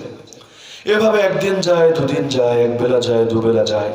আল্লাহর পথের মুজাহিদরা সর্বযুগেই নারীদের ব্যাপারে খুব সতর্ক থাকে। সুলতান সালাহউদ্দিন আইয়ুবের জীবনী কেউ বলেছেন? ক্রুসেডের ইতিহাস বা সুলতান সালাহউদ্দিন আইয়ুবের জীবনী, যারা সুলতান সালাহউদ্দিন আইয়ুবের জীবনী পড়েছেন, এমনকি তার জীবনকে নিয়ে যে আশ্রিত উপন্যাসগুলো লেখা হয়েছে, ইমান দীপ্তদাস্তান হোক অন্য বইগুলো, এগুলোর মধ্যেও দেখা যায় পৃষ্ঠায় পৃষ্ঠায় নারীর ফাঁদ। প্রত্যেক যুগে কাফের মুশরিকরা এটাকে একটা টোপ হিসাবে ব্যবহার করে, কারণ যে নারীর ফাঁদে পা দেয় তার সঙ্গে আল্লাহর সাহায্য থাকবে না। তো একদিন দুদিন এভাবে যেতে যেতে একজন মুজাহিদ, যে কিনা মুসা আলাইহিস সালামের চাচাতো ভাই ছিল, সে এক সর্দারের মেয়ের সঙ্গে প্রেমের সম্পর্কে লিপ্ত হয়ে গিয়েছিল। এবং প্রেম শুরু হয় দেখা থেকে, ভালো লাগা, ভালোবাসা, এরপর যেতে যেতে বিছানা পর্যন্ত চলে যায়। তাদেরও হয়েছিল এটা, তাবুর মধ্যে তারা শারীরিক সম্পর্কে লিপ্ত হয়ে গিয়েছিল। মুসা আলাইহিস সালামের শরীয়ত কঠোর ছিল, সেই যুগে আল্লাহ তাআলা সঙ্গে সঙ্গে শাস্তি দিয়ে দিতেন। কোরবানি, আমরা যে কোরবানি দিই, কারটা কবুল হয়েছে আর কারটা হয় না দেখা যায়। একটা যুগ এমন ছিল, পশু যখন কোরবানি দিতে হতো মাঠের মধ্যে হাজির করতো, যারটা কবুল করবে আসমান থেকে গায়েবে আগুন এসে পড়িয়ে নিত, যারটা কবুল হবে না সেটা মাঠেই পড়ে থাকতো। আল্লাহ আমাদের ইজ্জত হেফাজতের জন্য এই যুগে সহজ করেছেন, নইলে তো সবার মান সম্মান নিয়ে টানাটানি লাগতো। একইভাবে বহুত ক্ষেত্রে আল্লাহ সহজ করেছেন। মুসা আলাইহিস সালামের যুগে কেউ যদি কুফরে লিপ্ত হতো, শিরকে লিপ্ত হতো, গুনাহে লিপ্ত হতো, তওবার মাধ্যম ছিল হত্যা। যার কারণে মুসা আলাইহিস সালাম যখন তুর পাহাড়ে গিয়েছিলেন, ভাই হারুনকে রেখে গিয়েছিলেন, সামিরি নামক এক লোকের ফিতনায় পড়ে সর্বপ্রথম গরুর পূজা শুরু হয়েছিল। এই যে আজকাল দেখেন না গরুর পূজা, গরুর মুত খায়, গরুর মুতের শরবত বানায়, গরুর গোবর দিয়ে করোনা আর ক্যান্সার সারার বুদ্ধি দেয়, আবার গরুর গোবর দিয়ে নাকি কেকও আবিষ্কার করতে যাচ্ছে বেচারারা। তো এই যে গরুর পূজা শুরু হয়েছিল সেই সামিরির সময়, যখন নবী মুসা ফিরে আসলেন, তারা ক্ষমা চাইল। নবী বললেন, ক্ষমার পন্থা একটা, নিজেরা নিজেদেরকে মেরে ফেলো। সেই যুগে কঠিন ছিল। তো যখন সে গুনাহে লিপ্ত হলো, আল্লাহ তাআলার কি ফয়সালা, সঙ্গে সঙ্গে আযাব চলে আসলো অল্প সময়ের মধ্যে। সেই যুগে এক মহামারী ছিল, এখন যেমন এই যে করোনা নিয়ে সারা দুনিয়া গরম, সেই যুগে এক মহামারী ছিল যার নাম হলো প্লেগ। সেই প্লেগ রোগ দেখা দিল, অল্প সময়ের মধ্যে ৭০,০০০ মানুষ মারা গেল। যেই সেই মানুষ না মুজাহিদ, কয় হাজার? আরে বলো না কয় হাজার? এই যে করোনার মোকাবেলা করার জন্য যারা মাঠে নেমেছে, ভ্যাকসিন দিয়ে আমরা করোনাকে মেরে ফেলবো। আমরা হ্যান্ড স্যানিটাইজার দিয়ে করোনার মোকাবেলা করব। আমরা শুধু মাস্ক পরে আর সামাজিক দূরত্ব রেখে করোনাকে তাড়িয়ে দেবো, আছে না অনেকের চেতনা। তো করোনা কেন আসে, মহামারী কেন আসে, আল্লাহ এই জাতীয় জিনিসগুলো কেন পাঠান, এগুলোর আগে দূর করি, আগে সমস্যা দূর করি, তাহলে সমাধান এমনি এমনি হবে। এই আলোচনা সমাজে হয় নাকি? আরে হয়। কেউ যদি করে আরে মনে হয় খ্যাত, কয় আরে আধুনিক মনে হতে পারেনি, এই ভ্যাকসিন নিয়ে একটু বুদ্ধি দেবে। উম্মত 1 বছর আগে ভয় পাচ্ছিল করোনা নিয়ে, এখন সবাই ডরায় ভ্যাকসিন নিয়ে। হুজুর এতদিন ভালো ছিলাম, করোনার ভয়ের একটু জয় করেছিলাম, এখন তো করোনার ভ্যাকসিন নিয়ে ডরানো শুরু হয়েছে। শুনলাম ইসরায়েলে নাকি 13টার মুখ বাঁকা হয়ে গেছে, কোন দেশে নাকি আবার ভ্যাকসিন নিয়ে কি হয়েছে। এখন আমগো এখানে এসেও হুজুর ভ্যাকসিন তো দেওয়া শুরু হয়েছে, এখন কি হতে পারে, আবার বিনামূল্যে ভ্যাকসিন পাঠাচ্ছে, যারা দরকারি জিনিসটাই দেয় না, পেঁয়াজই দেয় না আমগরে, মাঝে মধ্যে পেঁয়াজ আটকে দেয়, পানি যখন প্রয়োজন তখন পানি দেয় না, আর যখন পানির দরকার নেই একদম ঢেলে দেয়। আবার দেখা যায় আমরা তাদের কিছু করতে না পারলে আমাদের ছোট ছোট ফেলানিদেরকে মেরে সীমান্তের কাঁটাতারে ঝুলিয়ে রাখে, যাদের রক্তে দেশের মাটিতে রঞ্জিত হয়। এরা হঠাৎ করে এত মহব্বত দেখিয়ে এভাবে ভ্যাকসিন পাঠানো কেন শুরু করলো? হুজুর খুব ডর লাগে। কি হচ্ছে না, ভয় পান না আপনারা? এজন্য অনেকে প্রস্তাব দেওয়া শুরু করেছে, আগে দুর্নীতিবাজদের গায়ে এটা অ্যাপ্লাই করা হোক, যদি ভালো হয় তো ভালো, যদি ভালো না হয় সমাজ থেকে কিছু ঝামেলা কম। তো বলছিলাম মূল সমস্যা নিয়ে তো মানুষ ভাবে না, সমস্যারে ঠিক রেখে শিকড় ঠিক রেখে শুধু গাছের ডালপালারে ঠিক করতে চায়। ডাল কয়টা কাটবেন, শিকড় থাকলে ডাল আবার জন্মাবে। তো সেই সময় 70,000 মানুষ যখন মারা গেল, তো নবী বুঝতে পারলেন যে এখানে কোনো একটা সমস্যা নিশ্চয়ই হয়েছে, তো সমাধান করতে হবে। খুঁজতে খুঁজতে এক তাঁবুর মধ্যে গিয়ে সেই লোকরে পাওয়া গেল। নবী মুসা আলাইহিস সালামের ভাই তাঁবুর ভেতর থেকে বের করে এনে এক কোপ দিয়ে গলাকে দ্বিখণ্ডিত করে দিল। আল্লাহ তাআলা তার আযাব উঠিয়ে নিলেন। তো হাদিসে এদিকে ইঙ্গিত করা হচ্ছে, নারীকে ভয় করো। বনি ইসরাইলের প্রথম ফিতনা ছিল নারীর মধ্যে। আজকেও অনেক যুবক আলহামদুলিল্লাহ ইমানের চেতনা লালন করে, তাওহীদের চেতনা লালন করে, দ্বীন কায়েমের চেতনা লালন করে, শাহাদাতের চেতনা লালন করে, জিহাদের চেতনা লালন করে, কিন্তু নারীর ভাত থেকে যদি না বাঁচে তাদের পরিণতিও সেই বনি ইসরাইলের মতো হবে। তো এই কারণে দাজ্জালের বাহিনীর বিশেষ সদস্য নারী। দাজ্জাল আসার সময় যত ঘনিয়ে আসবে, এই বেহায়ার ফিতনা, লাজ লজ্জাহীনতার ফিতনা, অশ্লীলতার ফিতনা সারা দুনিয়ায় ব্যাপক থেকে ব্যাপকতর হবে। ওরা আমাদেরকে তো লাগিয়ে দিয়েছে মাদকের পেছনে আর নারীর পেছনে। ওরা কিন্তু ঠিকই নিজেরা নিজেদেরকে এগুলো থেকে বাঁচিয়ে রাখে। আমেরিকায় কয়বার নারী প্রেসিডেন্ট হয়েছে একটু বলেন দেখি? আমার জানা নাই, একটু লেখাপড়া কম। আমেরিকায় কয়বার নারী প্রেসিডেন্ট হয়েছে বলেন? আরে বলে না। কিন্তু মুসলিম কান্ট্রিতে বহুবার হয়েছে এমন রেকর্ড নাই। ইসরায়েলের মধ্যে যারা প্রধানমন্ত্রী হয়, যারা বড় পদে থাকে, এরা কয়দিন মদের বোতল টানে, এরা কয়দিন নারীদেরকে নিয়ে মেতে থাকে, একটু যাচাই করে দেখবে। এমনকি যেই সময় আপনাদেরকে মাতিয়ে রাখে গেমসের পেছনে, স্পোর্টসের পেছনে, যেই সময় আমাদের ছেলে পেলে ক্রিকেট ফুটবল নিয়ে মেতে থাকে, মাঝে মধ্যে অনলাইনে পিকচার ভাইরাল হয়, ওদের ছোট ছোট বাচ্চাগুলো ক্লাসিনকভ নিয়ে যুদ্ধের প্রস্তুতি নেয়। ওরা আছে শুধু এক চেতনা নিয়ে, যে নবী সুলাইমান সারা দুনিয়ায় নাকি ইহুদি রাজত্ব কায়েম করেছিল। এখন কিয়ামতের আগে দাজ্জাল আসবে, সে এসে আবারও নবী সুলাইমানের আদর্শ অর্থাৎ ইহুদি রাজত্ব কায়েম করবে। এজন্য ইহুদিরা নিয়ম করে প্রতি বছর একদিন দাজ্জালের জন্য পূজা করে, নিয়মিত সর্বদা দাজ্জালের আগমনের জন্য দোয়া করে। এমনকি দাজ্জাল আসার জন্য দুনিয়াতে যত আলামত বলে গিয়েছেন আল্লাহ রাসূল সাল্লাল্লাহু আলাইহি ওয়াসাল্লাম, সবগুলোকে আর বাস্তবে প্রয়োগ করে। দাজ্জাল যখন আসবে তখন দুনিয়ার মধ্যে সেই ইহুদি অঞ্চলের মধ্যে গারকাত গাছ বেশি থাকবে। কারণ আগে যে বললাম, গাছের পেছনে লুকালেও গাছ বলে দিবে আমার পেছনে ইহুদি আছে, মুসলমান বলে ধর, ধরে ধরে জবাই কর। কিন্তু একটা গাছের কথা রাসূল বলেছেন, যে এই গাছের নাম গারকাত, এই গাছ হলো ইহুদি গাছ, এর পেছনে কোন ইহুদি লুকালে এই গাছ বলবে না। এজন্য এখন ব্যাপকভাবে গাছ লাগাতে শুরু করেছে। ইস্পাহান থেকে প্রথম দাজ্জালের আবির্ভাব ঘটবে। ইরানের একটা অঞ্চল, সেই ইস্পাহানে গিয়ে ইহুদি বসতি গেড়েছে। ওদের নেতারা ওদেরকে আরো বলেছে প্যালেস্টাইনের জেরুজালেম এসে দাজ্জাল তার সিংহাসন গাড়বে। এজন্য উড়ে এসে এখন ঝরে বসেছে ফিলিস্তিনের মুসলমানদেরকে মেরে ঘর বাড়ি থেকে তাড়িয়ে সেখানে এখন জারদ রাষ্ট্র বানিয়েছে, যার নাম ইসরায়েল। আর মালাউন আমেরিকা জাতিসংঘের দ্বারা সেই জারদ রাষ্ট্রকে বৈধতাও দিয়েছে। শুধু তাই না, ওদের ধর্মগুরু ওদেরকে জানিয়েছে যতদিন মসজিদে আকসা না ভাঙা হবে, যতদিন সুলাইমান যেই মন্দির বানিয়েছিল, ওদের বিশ্বাস সুলাইমান সারা দুনিয়ায় ইহুদি রাজত্ব কায়েম করেছিল আর জিনের দ্বারা মন্দির বানিয়েছিল। আমরা বিশ্বাস করি জিনের দ্বারা মন্দির না, জিনের দ্বারা মসজিদ বানিয়েছিল, যেই মসজিদই হলো মসজিদ আকসা। কিন্তু ওরা বলে না, এটা ছিল মন্দির, হাইকেলে সুলাইমান, যার নাম ইংলিশে সুলাইমানি টেম্পল, বাংলায় সুলাইমানি মন্দির, যে মুসলমানরা এটাকে ভেঙে সেখানে মসজিদে আকসা বানিয়েছে। ওদের বিশ্বাস যতদিন মসজিদে আকসা না ভাঙা হবে ততদিন, এবং এখানে সুলাইমানি মন্দির না বানানো হবে ততদিন দাজ্জাল, ওদের ত্রাণকর্তা, ওদের মুক্তির দূত আসবে না এবং সিংহাসন গাড়বে না, দাজ্জালের রাজত্ব কায়েম করবে না। এজন্য দখল করে নিয়েছে আমাদের প্রথম কিবলা। অনেক স্বাধীনতার কথা বলে না, বাক স্বাধীনতা, ধর্মীয় স্বাধীনতা, অন্য জাতির প্রথম কিবলা জোর করে কেড়ে নেওয়ার নাম স্বাধীনতা, অন্য জাতির দেশ দখল করে জারদ রাষ্ট্র বানানোর নাম স্বাধীনতা। আরে কোন স্বাধীনতার কথা ওরা বলে? আমরা দিন কায়েমের কথা বললেও ওরা ঠিকই টেনে আসে, কিন্তু ওরা দেখা যায় বাক স্বাধীনতার নামে আল্লাহ রাসূল ঠিকই গালি দেয়। অথচ আল্লাহ রাসূলকে গালি দেওয়া যদি বাক স্বাধীনতার অংশ হয়, এ সকল গালিদাতার কল্লা ফেলে দেওয়া আমাদের হাত স্বাধীনতার অংশ হওয়া উচিত না? স্বাধীনতা যদি থাকে সব অঙ্গের থাকবে, শুধু তোর থাকবে, আমার কেন থাকবে?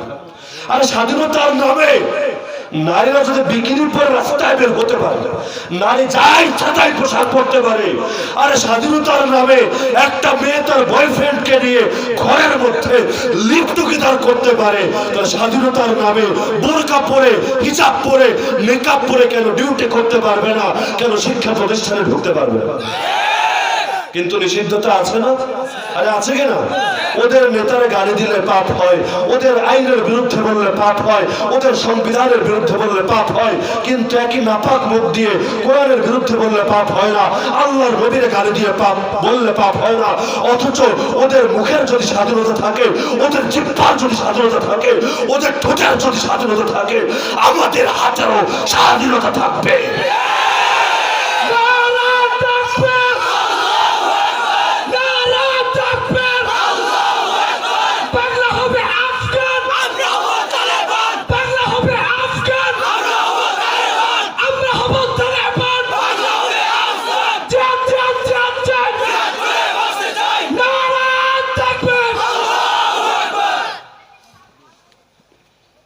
বাংলা কোনোদিন আফগান হবেও না, হওয়ার দরকারও নেই, কারণ গাজওয়াতুল হিন্দের ফজিলত আল্লাহ রাসূল জানিয়েছেন।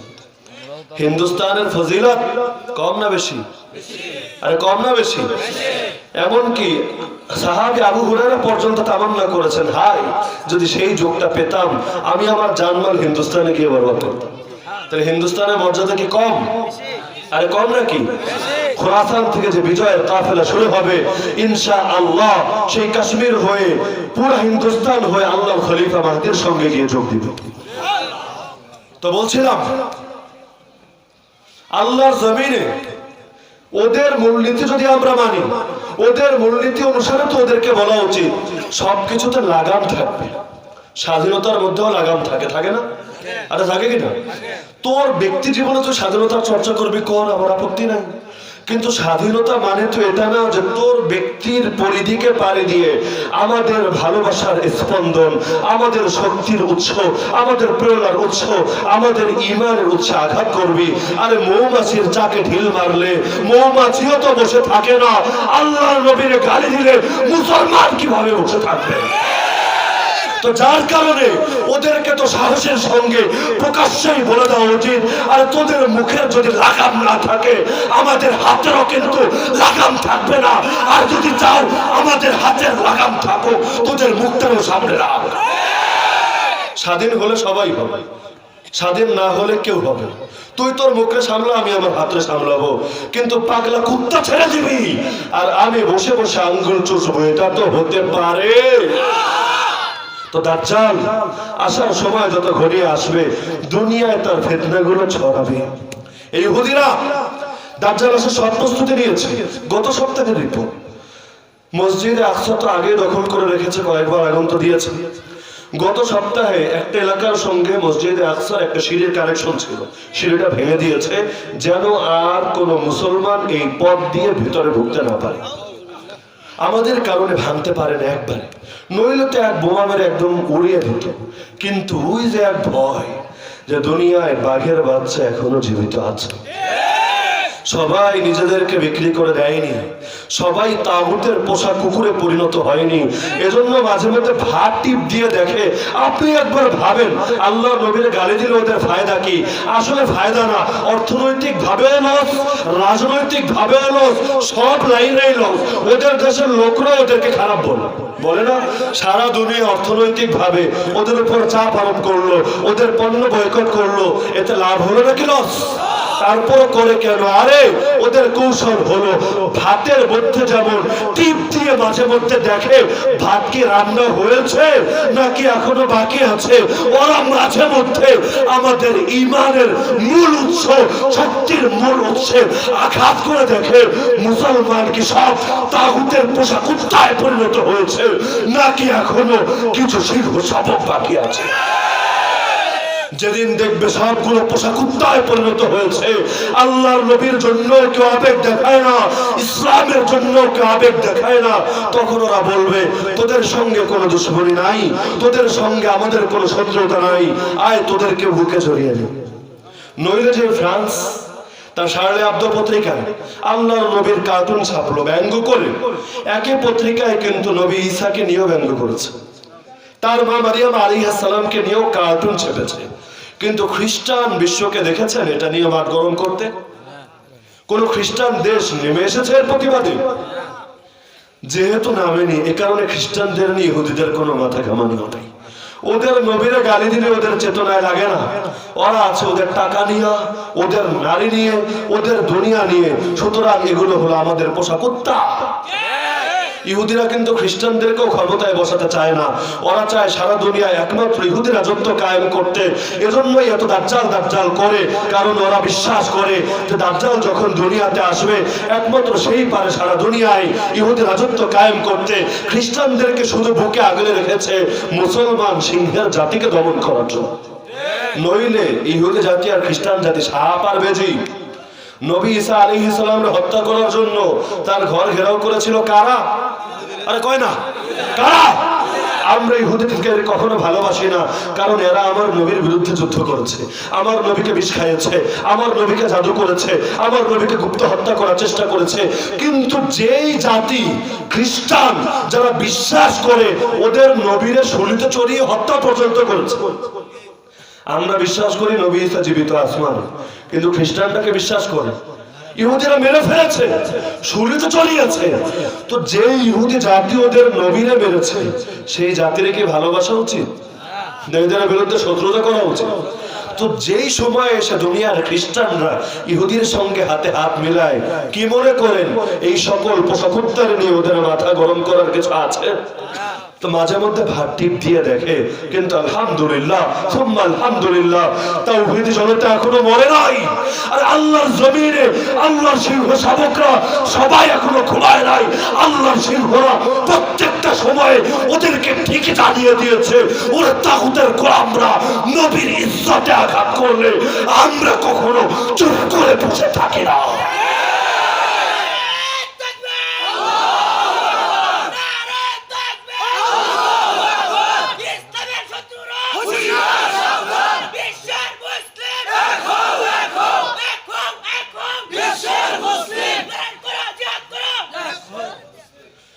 তো বলছিলাম মূল ভালোবাসার উৎসকে তো ঠিক রাখতে হবে।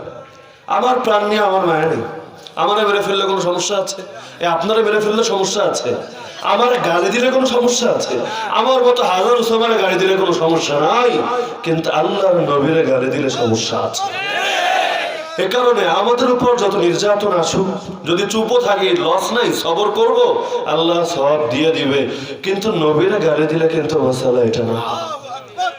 তো আমাদের এই শক্তিটা যতদিন থাকবে, নিজেদের মধ্যে অনেক দল থাকতে পারে, অনেক মত থাকতে পারে, ভাষার ভিন্নতা থাকতে পারে, রঙের ভিন্নতা থাকতে পারে, কিন্তু ইনশাআল্লাহ আল্লাহু আকবারের তাকবীরে আমরা সবাই একসঙ্গে জেগে উঠব। পৃথিবীর সকল জালিম, সকল তাগুতি পরাশক্তির বিরুদ্ধে ঠিকই ময়দানে ঝাঁপিয়ে পড়ব। যেই সময় ইসলামের চতুর্থ খলিফা আমিরুল মুমিনিন আলী ইবনে আবি তালিব রাদিয়াল্লাহু আনহু এবং মুআবিয়া রাদিয়াল্লাহু আনহুর মধ্যে যুদ্ধ হচ্ছে। জানেন তো ইতিহাস, কাফেররা সবসময় চায় মুসলমানদের দলাদলিকে কেন্দ্র করে এই সুযোগকে কাজে লাগিয়ে ইসলামকে মিটিয়ে দিতে। এখনো চায় না, কাঁটা দিয়ে কাঁটা তোলে, এক দলরে দিয়ে আরেক দলরে দমন করে। সে ভাবে ওরা আমার শত্রু, ও ভাবে এরা আমার শত্রু, কিন্তু একবার দুই দল ভাবে না আরে কাফেররা তো আমাদের আসল শত্রু। আমরা নিজেরা কামড়া কামড়ি করবো, ওদের কাজ কমে যাবে, কমবে না? সারা দুনিয়া যে আমরা কত দুর্বল। আজকাল এমন একটা জামানা চলে আসছি, এখন কাশ্মীরের মুসলমান নিয়ে কথা বললে বলে হুজুর এটা ভারতের অভ্যন্তরীণ ব্যাপার। প্রথম কেবলা মসজিদে আকসা নিয়ে কথা বললে বলে ও হুজুর মৌলবাদী শক্তি হবেন না, এটা হলো প্যালেস্টাইনের অভ্যন্তরীণ ব্যাপার। আল্লাহ না করুক সেদিন হয়তো দূরে না, যেদিন কাবা এবং রওজার উপর যদি কেউ অ্যাটাক করে আর আমরা এর জন্য প্রতিবাদ করি, বলবে ও হুজুর মুখ সামলা, এটা হলো সৌদি আরবের অভ্যন্তরীণ ব্যাপার। আজকাল তো কথায় কথায় হুমকি হয় মৌলবাদী শক্তি, ওয়েলকাম টু গো পেয়ারা পাকিস্তান। কি সুন্দর করে বলে, আজকাল বলে না? আরে বলে কি না? আরে কেন আমরা পাকিস্তান যাব? কেন আমরা পাকিস্তান কেন যাব? এই জমিন কি তোর বাপের? আমরা কি এখানে ভেসে এসেছি? এ মাটির পরতে পরতে ইসলাম আছে। পৃথিবীর প্রত্যেকটা ইঞ্চি ইঞ্চি মাটি কার? আরে কয় না কার? প্রত্যেকটা ইঞ্চি ইঞ্চি মাটিকে আমার আল্লাহ আমাদের জন্য সেজদার জায়গা বানিয়েছেন। যেখানে আল্লাহর জন্য সেজদা দেওয়া যায় সেখানে আল্লাহর দ্বীন কায়েমের কথাও বলা যায়। আল্লাহর কথা শুধু আমরা কাবার ছাদে দাঁড়িয়ে বলবো না, আর হোয়াইট হাউসের ছাদে দাঁড়িয়েও সে আল্লাহর কথাই বলে যাব।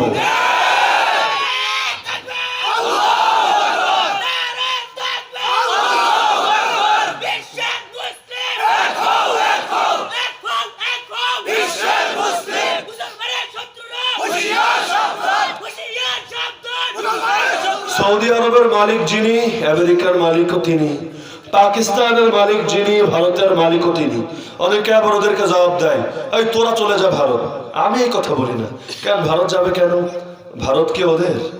কবি বলেন চীন ও আরব হামারা, হিন্দুস্তান হামারা, মুসলিম হে হাম ওয়াতন হে, সারা জাহাঁ হামারা।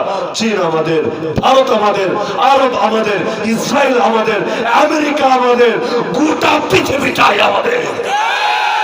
এই পৃথিবীর মূল মালিককে, আরে বলেন মূল মালিককে।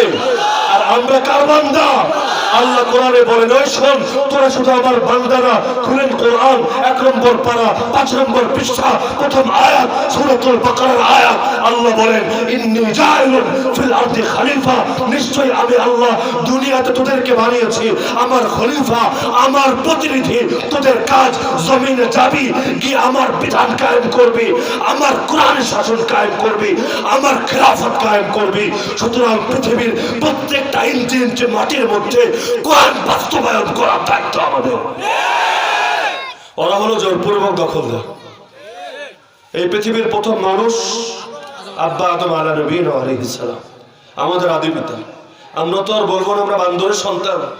আছেন নাকি সেই আকীদার কোনো লোক যে আমরা হুজুর আমরা বান্দর থেকে বিবর্তিত হতে হতে আমরা এই পর্যায়ে উপনীত হয়েছে? আছেন? আমরা কার সন্তান? নবীর সন্তান। কার সন্তান? আদম আলাইহিস সালামকে সৃষ্টি করার পর গোটা জমিনটা আল্লাহ তার হাতে দিলেন, এখন থেকে তুমি এই জমিনের খলিফা। আদম মারা যাওয়ার পর ইসলামের মাসাল অনুযায়ী এর ওয়ারিস হবে কে? তার সন্তান। সন্তান মারা যাওয়ার পর হবে কে? তার সন্তান। এর মধ্যে একটা ফাঁক আছে। হাদিস জানিয়েছে লা ইয়ারিসুল মুসলিমুল কাফিরা ওয়ালাল কাফিরুল মুসলিম। কাফের কখনো মুসলমানের ওয়ারিস হবে। তার মানে একই বংশ থেকে যদি কোনো কাফের জন্ম নেয় সে বাপের সম্পদের ওয়ারিস। দলিল আরো পাবেন, হাদিস ছাড়া কোরআনও দলিল পাবেন।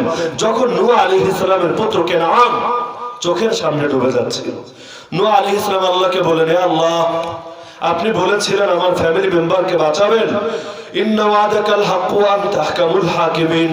আপনার ওয়াদা তো সত্য, আপনি মহাপ্রজ্ঞাবান, কিন্তু ব্যাপারটা আমার বুঝে আসছে না। চোখের সামনে নিজের ছেলে ডুবে যাচ্ছে, আপনি বললেন ফ্যামিলি মেম্বারকে বাঁচাবেন, তাহলে আমার ছেলে কি আমার ফ্যামিলি মেম্বার না? আল্লাহ বললেন ক্বালা ইয়া নূহ ইন্নাহু লাইসা মিন আহলিক। হে নূহ শুনে রাখো নিশ্চয়ই সে তোমার পরিবারের সদস্য না। তার মানে নিজের সন্তান যদি কাফের হয় সে কি আমার আপন? সে কি আমার পরিবারের সদস্য? স্বামী স্ত্রী একজন কাফের হয়ে গেল, একজন মুসলমান থাকলো, এদের মধ্যে সংসার করার সুযোগ আছে? আরে মুসলমান কাফের সঙ্গে কোনো অন্তরঙ্গতা রাখে না, রাখতে পারে না। সেই কাফের নিজের বাপ হলেও তার সঙ্গে সম্পর্ক ছিন্ন করে। নবী ইব্রাহিম আলাইহিস সালাম তার বাপ আজরে বললেন, বাপ হতে পারো। আরে বাপ হয়েছে কি হয়েছে?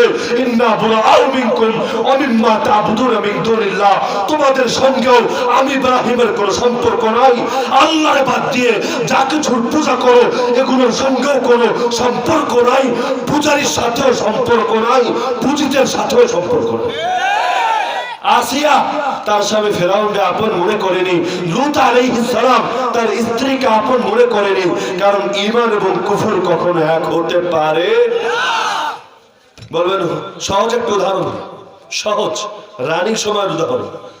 রাজাকার আর আওয়ামী লীগ কি কখনো বন্ধু হইতে পারে? রানিং টাইমের উদাহরণ, ইসলামের মাসালা না, সমাজে প্রচলিত কথা। রাজাকার বা রাষ্ট্রদ্রোহী আর আওয়ামী লীগ বন্ধু হতে পারে?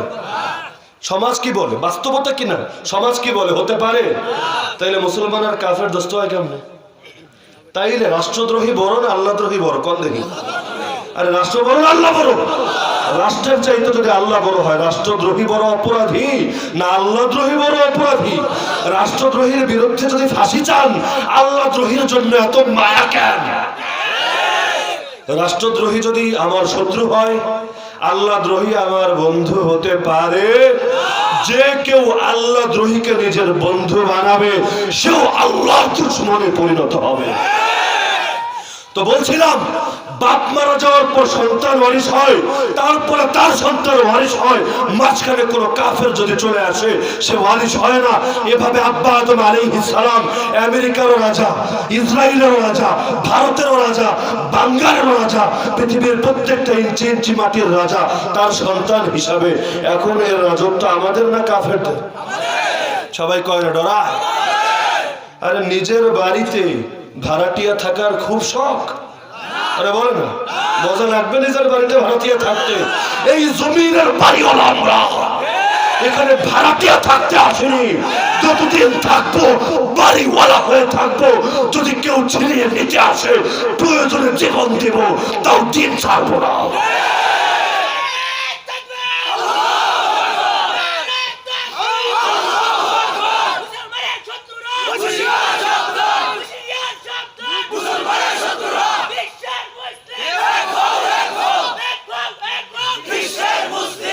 পৃথিবীর বাতিল পন্থীরা, আমার অবাক লাগে এটা, বাতিল পন্থীরা বাতিল কথাগুলো কত সাহসের সাথে। আর ইহুদি হক না বাতিল? সন্দেহ আছে কারো? ইহুদিরা জান্নাতে যাবে? এই ইহুদিরা প্রকাশ্যে ইহুদি রাজত্বের কথা বলে সারা দুনিয়ায়। ইহুদিদের পতাকা এবং ওদের ম্যাপ নিয়ে যদি বিশ্লেষণ করি, আমরা আধা ঘন্টা টাইম দরকার করবো না আরেকদিন, যে ওদের ম্যাপটা বানিয়েছে কিভাবে, ওদের কল্পনা কি, ওদের পলিসি কি, ওদের পতাকার মধ্যে ইঙ্গিত কি, ওরা যতটুকু নিয়েছে এতটুকু নিয়েই সুখে থাকতে চায় নাকি পরিধি আরো বড় করতে চায়, আরেকদিন ইনশাআল্লাহ আলোচনা করব। আল্লাহ বাঁচিয়ে রাখে। পাশের হিন্দুরা, ভারতের উগ্র হিন্দুত্ববাদীরা, এরা রামরাজ্যের কথা বলে না? ব্যাপকভাবে বলে রামরাজ্য বানাবে। বাংলাদেশ, ভারত, পাকিস্তান, মিয়ানমার পুরো অঞ্চল মিলিয়ে একটা অখণ্ড ভারত মাতা বানাবে, যেটার নাম হবে কি? রামরাজ্য। কি নাম? এজন্য মাঝে মধ্যে ধরে পিটুনি দেয়, বল জয় শ্রীরাম বল। যদি বলে তাইলে ছেড়ে দেয়, নইলে পিটাতে পিটাতে কাউরে মেরেই ফেলে। এমনকি গরু পূজারীরা মুসলমানকে গরু খেতেও দেয় না। দেয়? আরে দেয় নাকি? মুসলমান যদি কোনোভাবে শোনে কারণ ফ্রিজে গরু আছে, ধরে তারাই জবাই করে ফেলে। কি উগ্রতা শুরু করে দিয়েছে। গত 2 সপ্তাহ আগের রিপোর্ট, আসামে তারা এই বিল পাস করতে যাচ্ছে যে আসামে কোনো সরকারি মাদ্রাসা থাকবে না, যতগুলো আছে সাধারণ বিদ্যালয় হবে, কারণ সরকারের টাকা ঢেলে সকল মৌলবাদী তৈরি করা হবে না। যতগুলো কওমি মাদ্রাসা আছে, বেসরকারি মাদ্রাসা, এগুলো স্বাধীন থাকবে না। এগুলোর সিলেবাস, এগুলোর সবকিছুর মধ্যে পরিচালনার পদ্ধতির মধ্যে সরাসরি হস্তক্ষেপ করবে। পুরো পাগলা কুত্তার মতো আচরণ শুরু করেছে। কাশ্মীরে কি করছে সারা দুনিয়া জানে, আর ডিটেল জানে না, কারণ আন্তর্জাতিক মিডিয়াকে পর্যন্ত সেখানে ঢুকতে দেয় না। যা মনে চায় তা করে। এটা নিয়ে আমেরিকারও দরদ নাই, জাতিসংঘেরও দরদ নাই। ওরা পারে শুধু মুসলমানদের দমন করতে ইরাক পুড়িয়ে ছারখার করে দিল। যাওয়ার সময় বলে গেল, সরি, আমরা ভুল করেছি, আমরা শুনেছিলাম প্রেসিডেন্ট সাদ্দামের কাছে এমন ভয়াবহ অস্ত্র আছে যা সারা দুনিয়া ধ্বংস করতে সক্ষম।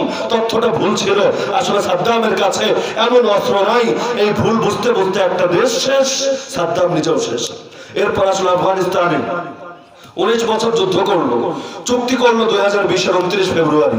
হোয়াইট হাউস থেকে বিবৃতি দিল, আমরা এতদিন ভুলের মধ্যে ছিলাম, আমরা শুনেছিলাম, আমরা জেনেছিলাম তালেবান হলো জঙ্গি সংগঠন। কি তালেবান? কি 19 বছর পর আমরা বুঝতে পারছি আসলে ওরা জঙ্গি সংগঠন না, ওরা হলো সশস্ত্র স্বাধীনতাকামী বিপ্লবী। বাংলায় কয় না, মাইলের উপর ওষুধ নাই। 19 বছর আগে যারা জঙ্গি, 19 বছর পর কি এরা সশস্ত্র স্বাধীনতাকামী বিপ্লবী। কিন্তু এটা বুঝতে বুঝতে 19টা বছর পার হয়ে গেল। লক্ষ কোটি মা বোন তাদের ইজ্জত হারালো, রক্ত দিল, এত এত মানুষ শহীদ হলো, ছোট ছোট বাচ্চারা পর্যন্ত নির্বিচারে নিহত হলো। একটা সরি বলে সব রক্তের দাগ মিটিয়ে দিল। তো বাতিল পন্থীরা কত সাহসের সাথে বাতিল কথাগুলো বলে। আসামে মুসলমান মারে, দিল্লিতে মারে, কয়শো দাঙ্গা যে হয়েছে ভারতে আল্লাহ ভালো জানে। এমনকি এখন আসামের মুসলমানদের বাংলায় তাড়িয়ে দেওয়ার কথা বলে। ওদের নেতারাই মাঝে মধ্যে বলে বাংলাদেশের আগে দখল করে ফেলবে, বলে না? এই বছর, এই যে গত 16 ডিসেম্বর, কিছুদিন আগেই তো গেল, সেই সময় ওরা এমন ভাবে, সেই সময় ভারতের মিডিয়াগুলোতে যারা নজর রেখেছেন এমন ভাবে রিপোর্ট করেছে পুরো বিজয়ের ক্রেডিটটা ওদের, বাঙালির কোনো ক্রেডিট নেই, পুরো ক্রেডিটটা কাদের? ওদের। তার মানে ধীরে ধীরে নিজেদের প্ল্যানের দিকে যাচ্ছে। মুসলমানদের মসজিদ শুধু এক বাবরি মসজিদ ভাঙেনি, কয়শো মসজিদে শহীদ করেছে, এর সঠিক পরিসংখ্যান কেউ দেখাতে পারবে না। অপরদিকে আমেরিকা এসে ভুয়া সংবাদের ভিত্তিতে ইরাক বরবাদ করে, আফগানিস্তান বরবাদ করে, অথচ আরাকান দেখার জন্য জাতিসংঘ একটা সদস্য দল পাঠায়। সেই কফি আনানের নেতৃত্বে মাসের পর মাস পার হয়, বছরের পর বছর পার হয়, কিছু করতে পারে না, অসহায়। শুধু সুপারিশ, শুধু বিচার, শুধু জিজ্ঞাসা, ব্যাস শেষ। অথচ জাতিসংঘের রিপোর্ট অনুযায়ী বর্তমান পৃথিবীতে সবচাইতে বেশি জাতিগত নিপীড়নের শিকারী রোহিঙ্গা জাতি। তো সারা দুনিয়ায় বাতিল পন্থীরা বাতিল রাজত্বের কথা ঠিকই বলে, বামপন্থীরা বামের রাজত্বের কথা বলে, সমাজতান্ত্রিকরা সমাজতন্ত্রের কথা বলে, গণতান্ত্রিকরা গণতন্ত্রের কথা বলে, এমনকি ইহুদিরা ইহুদি রাজত্বের কথা বলে, উগ্র হিন্দুত্ববাদীরা হিন্দুত্ববাদী রাষ্ট্রের কথা বলে। কিন্তু মুসলমান এসে শুধু দিন কায়েমের কথা শুনলেও ডরায়, বললে ডরায় না, কি করলে ডরায়? শুনলেও ডরায়। অথচ এই জমিনের বাড়িওয়ালা ছিলাম আমরাই। তো নিজেরাই যখন নিজেদেরকে গোলাম বানিয়ে ফেলে, পৃথিবীর কেউ কি তাদেরকে গোলামির এই জিনজির থেকে মুক্ত করতে পারে? তো দাজ্জালি ফিতনা থেকে বাঁচতে চাইলে আগে নিজেকে চিনতে হবে। দাজ্জালের প্রত্যেকটা ফিতনার ব্যাপারে সজাগ এবং সতর্ক থাকতে হবে। এই যে নারীর ফিতনার কথা বললাম, আরে আপনার ভেতরে যত চেতনা থাকুক, দাজ্জালের এই একটা টোপে যদি ফেসে যান, ইমান তো অনেক আছে, চেতনা তো অনেক আছে, কিন্তু এই চেতনা নিয়ে হয়তো শাহাদাতের মরণ হবে না, এক দুনিয়ার সামান্য নারীর জন্য হয়তো আত্মহত্যার মরণ নসিব হবে। এজন্য সর্বদা মনে রাখবেন, জীবনের সব ক্ষেত্রে আল্লাহ রাসূলের পথেই আমাদের সফলতা। রাজনীতি করবেন, আল্লাহ রাসূলের পথ ধরেন। অর্থনৈতিক ব্যবস্থা দরকার, আল্লাহ রাসূলের অর্থনীতি নেন। আপনার পলিটিক্যাল সিস্টেম দরকার, আল্লাহ রাসূলেরটা নেন। শিক্ষা ব্যবস্থা দরকার, রাসূলেরটা নেন। রাষ্ট্রনীতি পররাষ্ট্রনীতি দরকার, রাসূলেরটা নেন। সমরনীতি দরকার, পৌরনীতি দরকার। আর কি লাগবে আপনার? জীবনের সব শিক্ষাই পাবেন আল্লাহ রাসূল সাল্লাল্লাহু আলাইহি ওয়াসাল্লামের জীবনের মধ্যে। যার নামে কালেমা পড়েছি তাকে বাদ দিয়ে অন্য কোনো আদর্শ ভাড়া করার কোনো দরকার আমাদের নাই। ইসলাম দেউলিয়া না, ইসলাম অসহায় না, ইসলাম মিসকিন না, ইসলাম নিঃস্ব না। ইসলামে প্রবেশ করার পর পৃথিবীর অন্য কোনো দিকে তাকানোর কোনো দরকার নাই। আর অন্য ধর্মের লোকেরা, অন্য মতবাদের লোকেরা ইসলাম থেকে ভাড়া করে নিতে পারে, কিন্তু মুসলমান কখনো অন্যের থেকে ভাড়া করে কিছু নিতে পারে না। সূরাতুল মাইদা আয়াত নম্বর 3 আমার আল্লাহ জানিয়েছেন, আল-ইয়াওমা আকমালতু লাকুম দীনাকুম, আজ আমি আল্লাহ তোমাদের জন্য তোমাদের দ্বীনকে পরিপূর্ণ করে দিলাম। ওয়া আতমামতু আলাইকুম নিয়ামতি, তোমাদের জন্য আমার নিয়ামতকে পূর্ণতা দিয়ে দিলাম। ওয়া রাদিতু লাকুমুল ইসলাম দীনা, একমাত্র ইসলামকে তোমাদের জীবন ব্যবস্থা হিসাবে মনোনীত করে দিলাম। এই আয়াত শোনার পর মুসলমান কিভাবে গণতন্ত্রের মধ্যে সফলতা খোঁজে, জাতীয়তাবাদের মধ্যে সফলতা খোঁজে, ধর্মনিরপেক্ষতাবাদের মধ্যে সফলতা খোঁজে, এই গণতন্ত্রের মধ্যে যদি সফলতাই থাকে, খোদ আমেরিকায় আগুন জ্বলে কেন? এক বর্ণবাদী আর বর্ণবাদ বিরোধী এই দ্বন্দ্বটাই এতকালে মিটাতে পারলো না কেন? গণতন্ত্র মানে যদি জনগণের শাসনই হয়, মুসলমানদেরকে যে ভালোবাসতে হয়, এই জিনিসটা ওদের নাগরিকদের এখনো শিখাতে পারলো না কেন? এমনকি নির্বাচনের এই যে জো বাইডেন ক্ষমতায় আসার আগে এক ওয়াশিংটনে এই পরিমাণ নিরাপত্তা কর্মী মজুদ ছিল, রানিং টাইমে ইরাক আর আফগানিস্তানে যে পরিমাণ আমেরিকান বাহিনী নাই। এই হলো গণতন্ত্রের ধাঁধা। একবিংশ শতাব্দীর গণতন্ত্রের কোমর ভেঙে যাচ্ছে। আর দুনিয়ার সব তন্ত্রমন্ত্রগুলো এমন। এক সময় মানুষ মনে করতো সমাজতন্ত্রের চাইতে ভালো কিছু হতে পারে না, কারণ সমাজতন্ত্র গরিবরে উস্কে দেয়, ধনীর বিরুদ্ধে তারা দাঁড় করিয়ে দেয়, দুনিয়ার মজদুর এক হও এক হও। এবার সবাইকে নিয়ে একটা বিপ্লব ঘটায়, রক্তের দরিয়ার উপর তার ভিত্তি গাড়ে। এক সময় মানুষ খুব প্রেমে পড়ে গিয়েছিল সমাজতন্ত্রের, কিন্তু কোথায় সেই সমাজতন্ত্র? আছে সোভিয়েত ইউনিয়ন, আরে মানচিত্রের মধ্যে আছে নাকি সোভিয়েত ইউনিয়ন? তো কত তন্ত্র এলো আর গেল। এক সময় সামন্তবাদ ছিল, এক সময় সমাজতন্ত্র ছিল, এখন গণতন্ত্র আছে। অনেকে তো এগুলোর পূজা করে, এর চাইতে ভালো কিছু হতে পারে না। গণতন্ত্র নিয়ে একটা কথা শুনলেই কইছে আগুন লাগে নাই, সেভাবে এটাই সর্বোচ্চ। অথচ একবার চিন্তা করে না, একমাত্র আল্লাহর বিধান ছাড়া কোনো কিছুই চূড়ান্ত না। যে জিনিস নিজেই পাল্টে যায়, সে আপনারা পাল্টাবে কিভাবে? ছোট্ট উদাহরণ দিয়ে আলোচনা শেষ করে দেব। পৃথিবীর যত মানব রচিত সংবিধান আছে, এগুলো পরিবর্তন হয় না? আরে হয় কি না? যেমন বাংলাদেশ 1971 থেকে এখন 2021, 50 বছর স্বাধীনতার 50 বছরে 16 বার সংবিধান পরিবর্তিত হয়েছে, আরো হবে, শেষ না। কিছু মূল ধারা আছে অপরিবর্তনীয়, বাকিগুলো সময় সাপেক্ষে বিভিন্ন সময়ে পরিবর্তন হতে পারে। তো 50 বছরে কয়বার? আরে কয় না, কয়বার? কোরআন নাজিল হয়েছে 1450 বছর হয়ে গেল। কয়বার পরিবর্তন হয়েছে? কয়বার পরিবর্তন হওয়ার দরকার পড়েছে? আচ্ছা, পরিবর্তন যে হয়নি শিল্প বিপ্লবের পর, দুনিয়া বিজ্ঞান এবং প্রযুক্তিতে চরম উৎকর্ষে পৌঁছার পর কোরআন সেকেলে হয়ে গেছে? কোরআনের মধ্যে আধুনিক বিশ্বের সমস্যা সমাধান নাই? পারলে এমন একটা সমস্যা আমাকে এনে দেখান যেই সমস্যার সমাধান আল কোরআনে পাওয়া যাবে না। পৃথিবী কি উন্নত হয়েছে? এর চাইতে যদি আরো 1000 গুণ বেশি উন্নত হয়, কোরআন তার চাইতেও বেশি উন্নত। তো যেই জিনিস নিজে অপরিবর্তনশীল, যার মধ্যে পরিবর্তনের কোনো ছোঁয়াও লাগে না, যার লয় নাই, যার ক্ষয় নাই, একমাত্র সেই জিনিসই তো সমাজকে পরিবর্তন করতে পারে।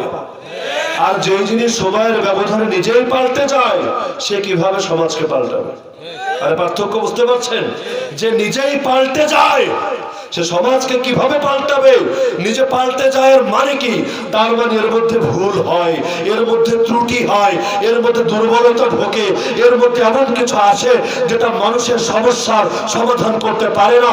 আর যেই আল্লাহ তোমাকে বানিয়েছে, সেই আল্লাহই তোমার সমস্যার সবচাইতে ভালো এবং কার্যকর সমাধান দিতে পারবে। দুনিয়ার মানুষ কয় না ইসলাম শান্তির ধর্ম? আরে বলে কিনা? এরপরে যারাই বলবে ইসলাম শান্তির ধর্ম, গিয়ে বলবে চাচা যান, ইসলাম যদি শান্তির ধর্ম হয়, তাইলে আপনার রাষ্ট্র ধর্ম শুধু হিসাবে না, রাষ্ট্রীয় সব ক্ষেত্রে ইসলামটাকে কায়েম করে দেন। শান্তি তো, শান্তি কায়েম করতে সমস্যা কোথায়? সমস্যা তো থাকার কথা না। ইসলাম যদি অশান্তি হতো, আপনার চুলকাইলে কামে লাগতো। ইসলাম কিসের ধর্ম ভাই? আরে কয় না, ইসলাম যদি শান্তির ধর্ম হয়, ইসলামের বিজয়ের কথা বললে কইলজায় লাগে কে? আমরা তো শান্তি কায়েম করতে চাই, ওরা সারা দুনিয়ায় আগুন লাগাতে চায়, কিন্তু বিশ্বাস করেন আমরা আগুন লাগাতে চাই না, শান্তি কায়েম করতে চাই। আর আল্লাহর জমিনে ইসলাম কায়েম হলে মুসলমান শুধু না, শুধু মানুষই শুধু না, বনের প্রাণীরা পর্যন্ত শান্তি ফিরে পায়। পৃথিবীতে যেই দিন ইসলাম থাকবে না, সেদিন বনের প্রাণী দূরের কথা, আসমান জমিনও থাকবে না। এই নাস্তিকরা ভাবেন তো আপনাদের উপকার করে, তাই না? দুনিয়াদাররা তো ওদের পক্ষে থাকে। আরে না, ওরা আপনাদের ধ্বংস করার জন্য ধান্দা করে। ওরা তো চায় ইসলামরে মিটিয়ে দিতে। ইসলাম যেদিন মিটবে, দুনিয়া থাকবে? আরে থাকবে? সন্দেহ আছে আমাদের? দলিল আল্লাহ রাসূলের হাদিস, লা তাকুমু সাআ হাত্তা ইউকালা ফিল আরদি আল্লাহ আল্লাহ। যতদিন জমিনে আল্লাহ আল্লাহ বলা হবে ততদিন মহাপ্রলয় হবে না, আসমান জমিন ধ্বংস হবে না, কিয়ামত সংঘটিত হবে না। কথা উল্টান, তার মানে যেদিন আল্লাহ আল্লাহর বলা হবে না সেদিন আসমানও থাকবে না, জমিনও থাকবে না, পৃথিবী থাকবে না, মহাপ্রলয় সংঘটিত হবে। তাহলে আমরা কি আপনাদের পক্ষের লোক না বিপক্ষের লোক? আর নাস্তিকরা, বেঈমানরা, কাফেররা, মুশরিকরা আপনাদের পক্ষের লোক না বিপক্ষের লোক? শত্রু চেনেন, বন্ধু চেনেন, নিজের হিরোদেরকে চেনার চেষ্টা করেন। আসল হিরোকে যখন চিনবেন না তখন নকল হিরোরাই মনে হবে হিরো। সেকুলার ডেমোক্রেটিক ধ্বজাধারী শাসক বৃন্দ এদেরকে মনে করবেন আপনার সবচাইতে আপনজন। আজকাল মানুষ আমিরুল মুমিনিন ঘোষণা করে, আমিরুল মুমিনিন সুলতান এরদোগান সাহেব, আমিরুল মুমিনিন সুলতান ইমরান খান সাহেব, আমিরুল মুমিনিন আহমদ নেজাদি, ওই কি ইরানের কি ছিল, তো এক একজনকে এক একটা ভাষণ বের করে। আমিরুল মুমিনিন তুরস্ক শাখা, আমিরুল মুমিনিন ইরান শাখা, আমিরুল মুমিনিন পাকিস্তান শাখা। মোহাম্মদ বিন সালমান তো আমাদের পেট্রো ডলার এবং রিয়াল খোর অনেকের কাছে যুগের মাহদি। অথচ প্রকৃত মুসলমান যে ব্যক্তি হবে, মুসলমানদের আমির যিনি হবে, তিনি সেকুলারিজমকেও ধারণ করবেন না, ডেমোক্রেসিকেও ধারণ করবেন না, একমাত্র মহাগ্রন্থ আল কোরআনকে ধারণ করবেন, একমাত্র ইসলামকে ধারণ করবেন। ইসলাম এমন কোন দেউলিয়া ধর্ম না যে ইসলামের রাজনীতি করতে চাইলে গণতন্ত্র ঢুকতে হবে। কথা বুঝতে পারছেন তো? বলবে ওদের গণতন্ত্রের বিরুদ্ধে কথা কয়, আরে কত কিছু এলো আর গেল, সমাজতন্ত্র শেষ না? এই গণতন্ত্র দেখতে থাকেন, যে আমেরিকা থেকে শুরু, এই আমেরিকায় এখন গণতন্ত্রের বিরুদ্ধে আন্দোলন হয়। ওই আমেরিকায় যে কাইল্লে আর সাদাগুলার মধ্যে যে মারপিট চলতেছে, বর্ণবাদী আর বর্ণবাদ বিরোধী, পুলিশ ধরে জর্জ ফ্লয়েডরে মেরেই ফেললো। বেচারা কালা, কালা হওয়ার কি অপরাধ? অথচ আমাদের অনেক সাদা যুবক এমন আছে যার বউ কালা আছে না, বউরেকে ধরে মেরে ফেলেছেন আপনি? আরে মেরেছেন নাকি? তো আপনি তো পারেন না, মহব্বত করেন, সংসার করে যাচ্ছেন, কিন্তু বেড়ে একটা লোক কালা, কালা তো হইতেই পারে, তো সমস্যা কি? কালা এই জন্য ধরে মেরেই ফেলেছে, মানে নাই? এমনকি বারাক ওবামার বিরুদ্ধে অবস্থান নিয়ে যে ট্রাম্পকে ক্ষমতায় আনার পেছনেও এদের বিশাল ভূমিকা ছিল। তো বর্ণবাদী, বর্ণবাদ বিরোধী, যারা বর্ণবাদ বিরোধী এরা এখন এসে বলছে আমাদের আন্দোলন শুধু ট্রাম্পের বিরুদ্ধে না, শুধু জো বাইডেনের বিরুদ্ধে না, শুধু মার্কিন পুলিশের বিরুদ্ধে না, শুধু মার্কিন এই সিস্টেমের বিরুদ্ধে না, বরং গোটা সিস্টেমটাই অসার। আমরা আমেরিকান পুরো সিস্টেমটাকে ভেঙে নতুন করে করতে চাই। তার মানে গণতন্ত্র এটি আমরা চলবো না, এগুলো মানুষের সমস্যা সমাধান করতে পারে না। তো যেই জিনিসের পূজা করেন, যেখান থেকে শুরু হয়েছে আধুনিক গণতন্ত্রের প্রতিষ্ঠাতা কে? নাকি মুহাম্মদুর রাসূলুল্লাহ সাল্লাল্লাহু আলাইহি ওয়াসাল্লাম? অনেকের কাছে তো কোরআনের মতো পবিত্র মনে হয় এটাকে। তো যে আব্রাহাম লিঙ্কনের দেশ থেকে সূচনা, সেখানেই এখন এটা মানুষের সমস্যা সমাধান করতে আরে পারে নাকি? অর্থনৈতিক ভাবে তো পিছিয়ে পড়েছে চীন, এখন অর্থনৈতিক ভাবে শ্রেষ্ঠ পরাশক্তি। ধীরে ধীরে সামরিক লাইনে, রাজনৈতিক লাইনেও আল্লাহ তাআলা তাদেরকে চূড়ান্ত লাঞ্ছিত করবেন। সুতরাং আমেরিকার পূজা করে লাভ নাই, গোলামি করতে চাইলে একমাত্র কার? যার সামনে দাঁড়িয়ে প্রতিদিন প্রতি রাকাত সালাতে বলেন ইয়াকা না'বুদু ওয়া ইয়াকা নাস্তাঈন, আয় আল্লাহ একমাত্র তোমারই গোলামি করি, একমাত্র তোমার কাছে সাহায্য চাই। যেই জিহ্বা প্রতিদিন প্রতি রাকাত নামাজে আল্লাহর গোলামির কথা বলে, সেই জিহ্বা দিয়ে কিভাবে আমেরিকা, ভারত, চীন বা ইসরায়েলের পূজার কথা বের হতে পারে? আল্লাহ তাআলা আমাদের সবাইকে এই কথাগুলো সঠিকভাবে জানার, বোঝার এবং আমল করার তৌফিক দান করুন। আল্লাহর বান্দারা এত রাত পর্যন্ত শীতের মধ্যে কষ্ট করে ওখানে বসে থেকেছে একমাত্র আল্লাহকে ভালোবেসে, আল্লাহ রাসূলকে ভালোবেসে। আল্লাহ তাআলা তার এই প্রত্যেকটা বান্দার উপর সন্তুষ্ট হয়ে যান। কর্তৃপক্ষ অনেক প্রতিকূলতার মধ্য দিয়ে মাহফিল আয়োজন করেছেন, আল্লাহ তাআলা তাদেরকে উত্তম প্রতিদান দান করুন। আল্লাহ তাআলা জান্নাতে তাদের সবাইকে উচ্চ মাকাম দান করুন। فلله الحمد رب السماوات